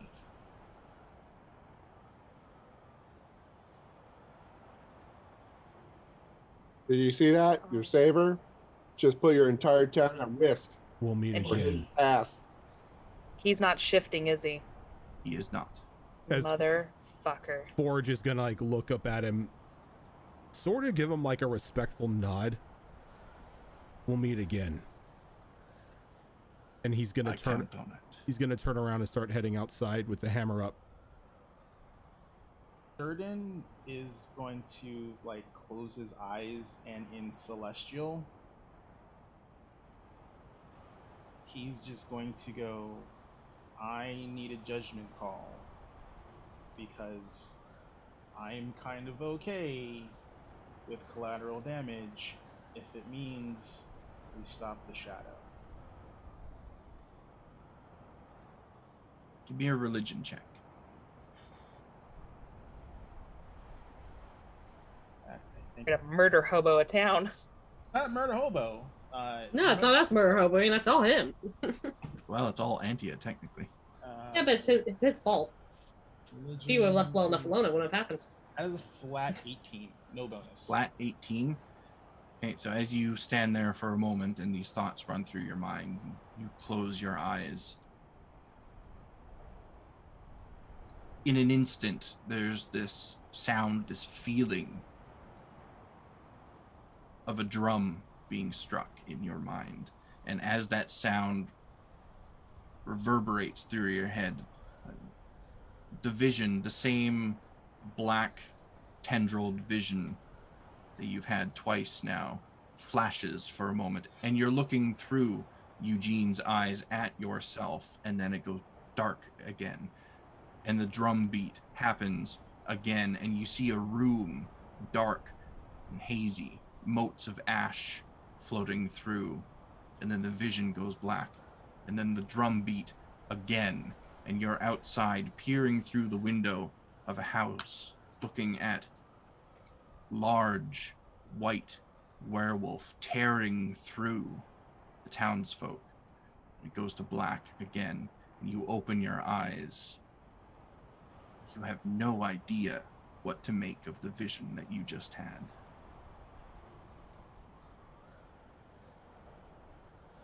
What the hell was that? And at this point, Eugene steps towards the door at the back of this chapel, opening it up and stepping through, but leaving it open. He's not running. He's simply walking away. Can I still see him? And is he within 60 feet? He is, before stepping through the door, which he's just about to do, he would be at 60 feet, and you can just see him. Then with like the last bit of like cogent thought I have, I need a wisdom saving throw as I'm a toll the dead. Counterspell. I counterspell your counterspell. Okay, then he'll give the wisdom saving throw. No, I'm kidding. Oh, I thought you Damn had it! if you had it, if you had it, it would have worked. He's the only one in the room with the counterspell, so he can't counterspell your counterspell I'm to a his druid. counterspell. I don't have counterspell. Does and he I'm in see me? wolf He's form. walking out the door. I don't remember what items I That's give fair. you people. That's you could totally have fair. counterspell. That is He's entirely fair. I walking just out thought the it was door. funny. Does he see me? he did see you out of the periphery of his vision. Otherwise, he wouldn't have been able to counterspell it. And he does stop for a brief moment to give you a curious look. Not one of how dare you, no violence or malice in his look, but just a curious one. He yells back, and as he's leaving in Celestial, I can see what you see, and you're not gonna get away from me for much longer.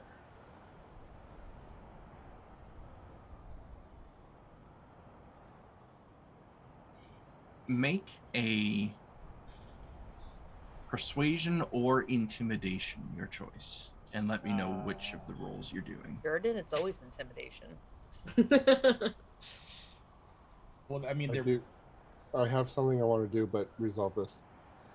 Yeah, same. I'm just gonna wait. Oh, that's a Kraken! That's 25! Yeah. Good. 25, okay. And was it intimidation or persuasion? It's intimidation, because... Intimidation. Actually, no. I'll do the persuasion because I have a +9. So just in case the DC, that's a 29. Okay. So he had started to move through the door again, but then your voice rang out through this building, and he stops. And he turns to look directly at you, and as he does this, it's almost like all other people in this chapel have disappeared, and there's nothing else outside of this building. It is just the two of you here in this moment. And he says so quietly that it's almost a whisper, but you hear it resoundingly loud in your mind. Taiki has many secrets to share with both of us. And he turns around and goes through the door. What the fuck? I had something I wanted to do. Okay. So, when I see Durden take action towards him, I'm gonna obviously let the dialogue happen, but I'm gonna cast Phantasmal Force. I'm gonna say, "Hey, pup found a family, huh? How about you deal with the one you left first?" And behind him is going to be the image of the matriarch in her human form, in the dress I saw her, all the sensory that I took note of. And she'll walk through the door at him. Okay. And begin transforming. And if you allow it, I'd like to use the inspiration you gave me to try to aid this and let his mind fill in the blanks of what her transformation actually looks like. Okay. Yeah, I think we could work that out. Now, Phantasmal Force is just something that happens, right? And if they want to see through it, that's when they make a roll, or do they make a roll right away? Let's see here. The target must make an intelligence saving throw. Oh, it's an int save, okay. Okay, so I'll give you the choice. You can use that inspiration to either force him to roll at disadvantage, or you can use it to have his mind fill in the blank of what her transformation looks like.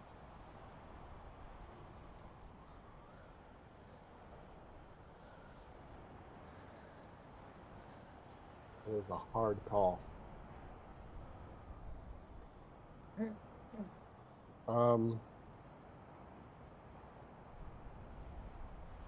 I want to go with the disadvantage. Disadvantage? Okay. He will make that intelligence save at disadvantage. You know what? I'm going to use my fancy Howl Light dice because it just makes sense. Okay, disadvantage. He rolled a 17. What's your DC? 18. 18, okay. So he sees this image after that moment with Durden. and everyone can clearly see his expression shift from one of confidence, of someone who is sure of the decisions that they have just made, to one of sheer terror as he looks at this image of what, in that moment anyway, he believes to be his former adoptive mother. And he just books it through that back door. He's standing in the doorway. He was standing in the doorway. Okay, so wanted her to come up behind him. That would But still if that's force not- him out. If that's not possible, then that's not possible. Yeah, I'm afraid he was already in the doorway when Durden got his attention. It was right at the edge of that 60-foot range for Durden, and that's where he stopped. Yeah, he didn't mention that. Okay, While all this is I going, don't think that this is now rooted in his brain. I don't think at this point it's limited to a range. It's it's in his mind until he has reason to try and make that check again. Yeah, so the matriarch is following him, giving chase. Yeah, and you hear clear as day his footsteps speeding through whatever room is back there. while all this is going on, Ford just like stepping outside to Deal with Antia. Yeah, going after Antia to stop her from, tearing the town apart.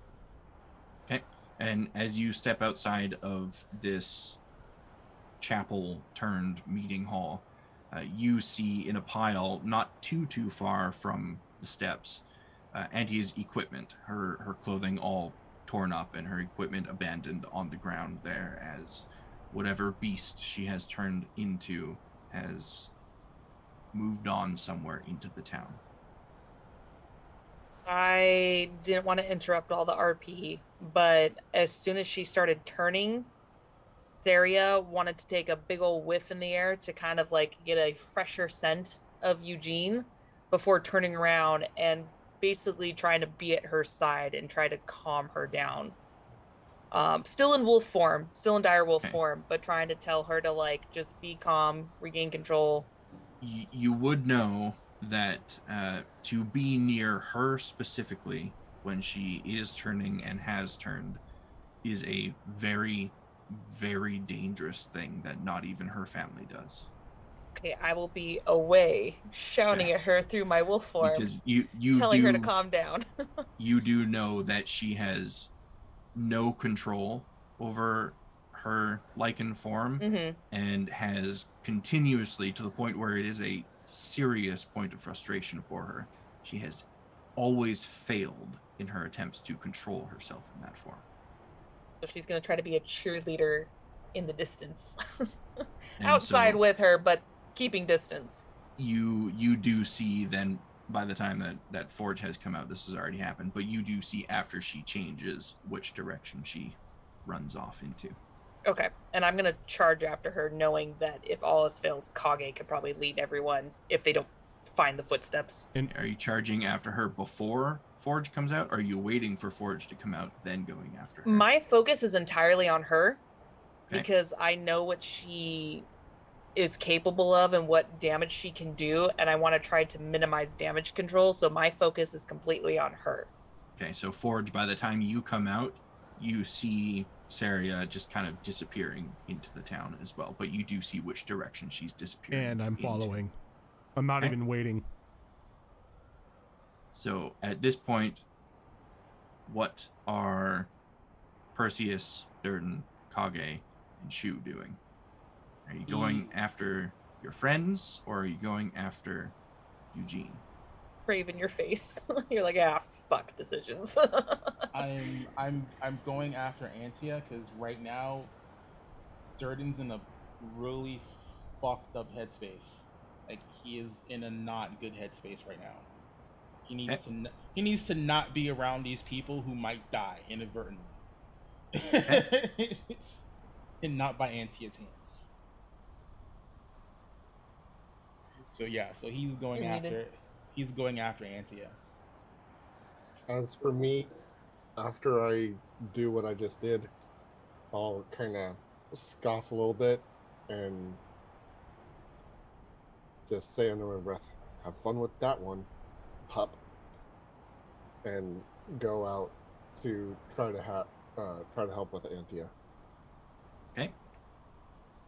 Following Forge and going out after Antia. Okay. And the invisible shoe, you have made your way through the crowd at this point and got to your companions just in time to see all of them, one by one, move out of this building.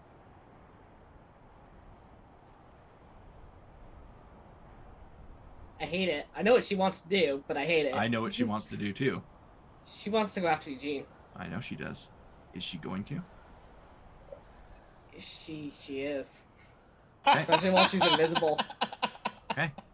Look, she is convinced of her own martial prowess. She's a dragon. He's a dragon. She is dragon. No. Forge has put it in her head that she is a dragon. Oh no. So I believe in Chad Cooper. Those of you Sorry. that have gone outside, you see much the same that Forge did. The pile of Antia's equipment abandoned on the ground, shredded from her in her transformation. And you do, much like Forge saw for Saria, you see Forge disappearing into the town. So you do know which direction to go after him.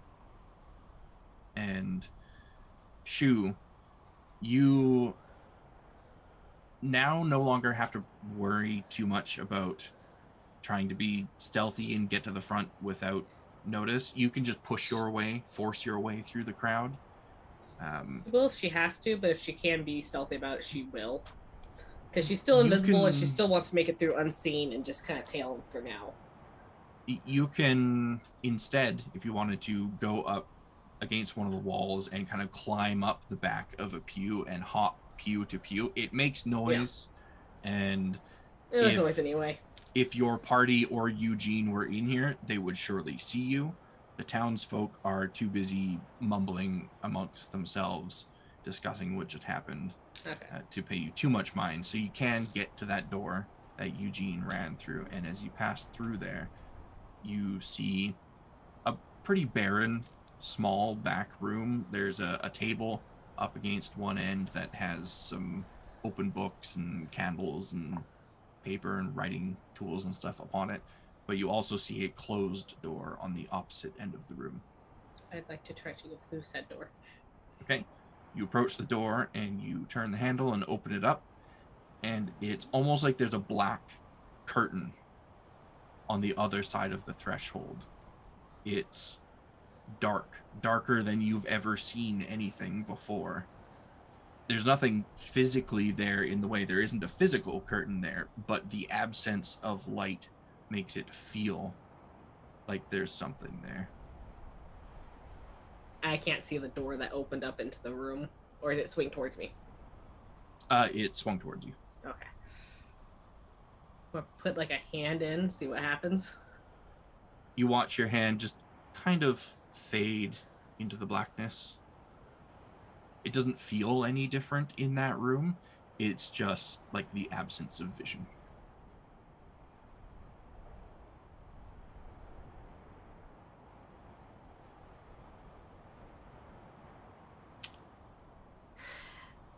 Can she take one of her torches, light it, and toss it in the room? She doesn't want to like carry it in. She wants to just throw it in. Yeah, you can. And it stays within your vision longer than your hand did because it is emanating light, but it too does just disappear from your vision. You hear it hit the floor in there. So you know at the very least there is a floor in there, but it's dark. She will continue into the room hoping that it comes into view. Okay. So you walk a few steps into the room, and then a few more. Then you hear the door slam behind you. So now, the question is, do we finish this tonight, or do we do it in another session? I say another session. Yeah. I feel like if it was like another half hour or so, I'd say let's do it. But I feel like this is gonna take more. It's probably another like half session or so. Yeah. Full campaign. Yeah. What? Yeah, then we need another session. Yeah. Yeah. We'll need at least one more session. Another session it will be then. As I mentioned to you guys on the break, I was not expecting that battle against Ziggs and Nazareth to go the way that it did. I thought it was either going to be totally avoid them or engage them all at once. You guys played it smart. You don't ever expect a group to play it smart, but you did. And so it took a bit longer than planned. Could have just have them let us go by. We find ourselves in this situation. Yeah, I could have also had them disintegrate you, but what if, Don't look on the negative. I am okay with the not getting disintegrated option. Now I want to know where that cat went. An unsatisfactory end to the adventure. Yeah, that's all new characters for part 4. Yeah, that's reincarnate if you want to come back from that bullshit. Yeah. Forged is now pissed off at multiple people. So it went in a strange direction. I guess in part 5, the true final part of Sonata 3, we're going to be having 2 different battles taking place. Yeah. Oh, Shu! I don't want Shu to die. I love Shu. I know. I love Shu too. Don't worry. Shu ain't too bright though. Don't worry. She's a dragon. She's got this. Yeah. In the interest of fairness, which is fair to the story, not fair to you guys, I am not going to alter the Eugene battle. That's fine. That battle was created with 6 people in mind. Only 1 person entered that room. The battle will take place as usual. On the plus side, no wait, no, that's still a negative side for you guys. On the plus side for me, the Antia battle, which was designed for 6 people, is now only going to have 5 people. So I'm interested to see how it plays out. If you did not. 5th time, I would have followed into that room after Shu. Spoiler: George kills her. She was also invisible. Y'all didn't know who she was. Yeah. Well, I could smell you. I did not You're not visible to my design smell. these battles to just outright kill you. That's not interesting. I designed them to be interesting. Right. So we'll see how it plays out. Sorry, go ahead. I need to point out though that for a full minute until he makes his save, whenever that might be, this thing is doing damage to him. Yes. That's right. Psychic damage. This it's not is much, but there is something. And this is also why I am not going to alter the battle against him. I mean, aside from him having damage from this thing, because he is now terrified. So whatever follows him into that room that he went into, he's going to go all out on them to try and save himself. Thank God it's the monk. So, the monk has a chance.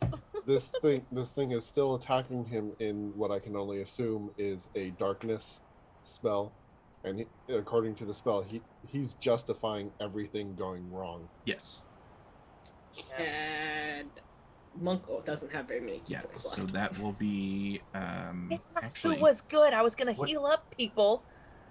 Healing up doesn't matter to me much right now. I'm almost full, but I need sleep. I need rest. What type of damage does that spell do? Psychic. Psychic. I did drop the full description in the chat. That would be a minute of 1d6, so that would be 10d6 damage that he would take. Nice. We can either remember that for next time, or we can do it now, so I don't forget for next time. Your choice. Maybe now. Okay, let's do it now. Do you need more d6s? No, I've got plenty. Okay. Would it have taken him a minute or more to get to this room? He was in this room in like seconds. Okay, so we will still continue. We might as well just roll all the damage now, just to get it out of the way. Yeah. Hopefully providing a distraction for Shu to work with. Hopefully. I love that sound. No, right? Ugh. Do you want them one by one, or? Just add them all up together. Okay. Pretty decent. Yeah, the second you said that everything was shifting by 2 days going by, I'm like, this motherfucker is forcing a change. Yeah. Damn it. But he didn't change. That's No, he didn't. He wasn't a werewolf. He was a vargle. I thought he was a werewolf. No, So he is technically a werewolf, but this family in particular can be inflicted by a disease known as Vargolf, which changes the way things work. Got it. Yeah, Also, was a werewolf. I rolled pretty well. Hopefully this helps shoot. 10, 20, that's another 20, 40, 46 damage. 46 damage, okay. I will make the necessary adjustments if any adjustments are necessary.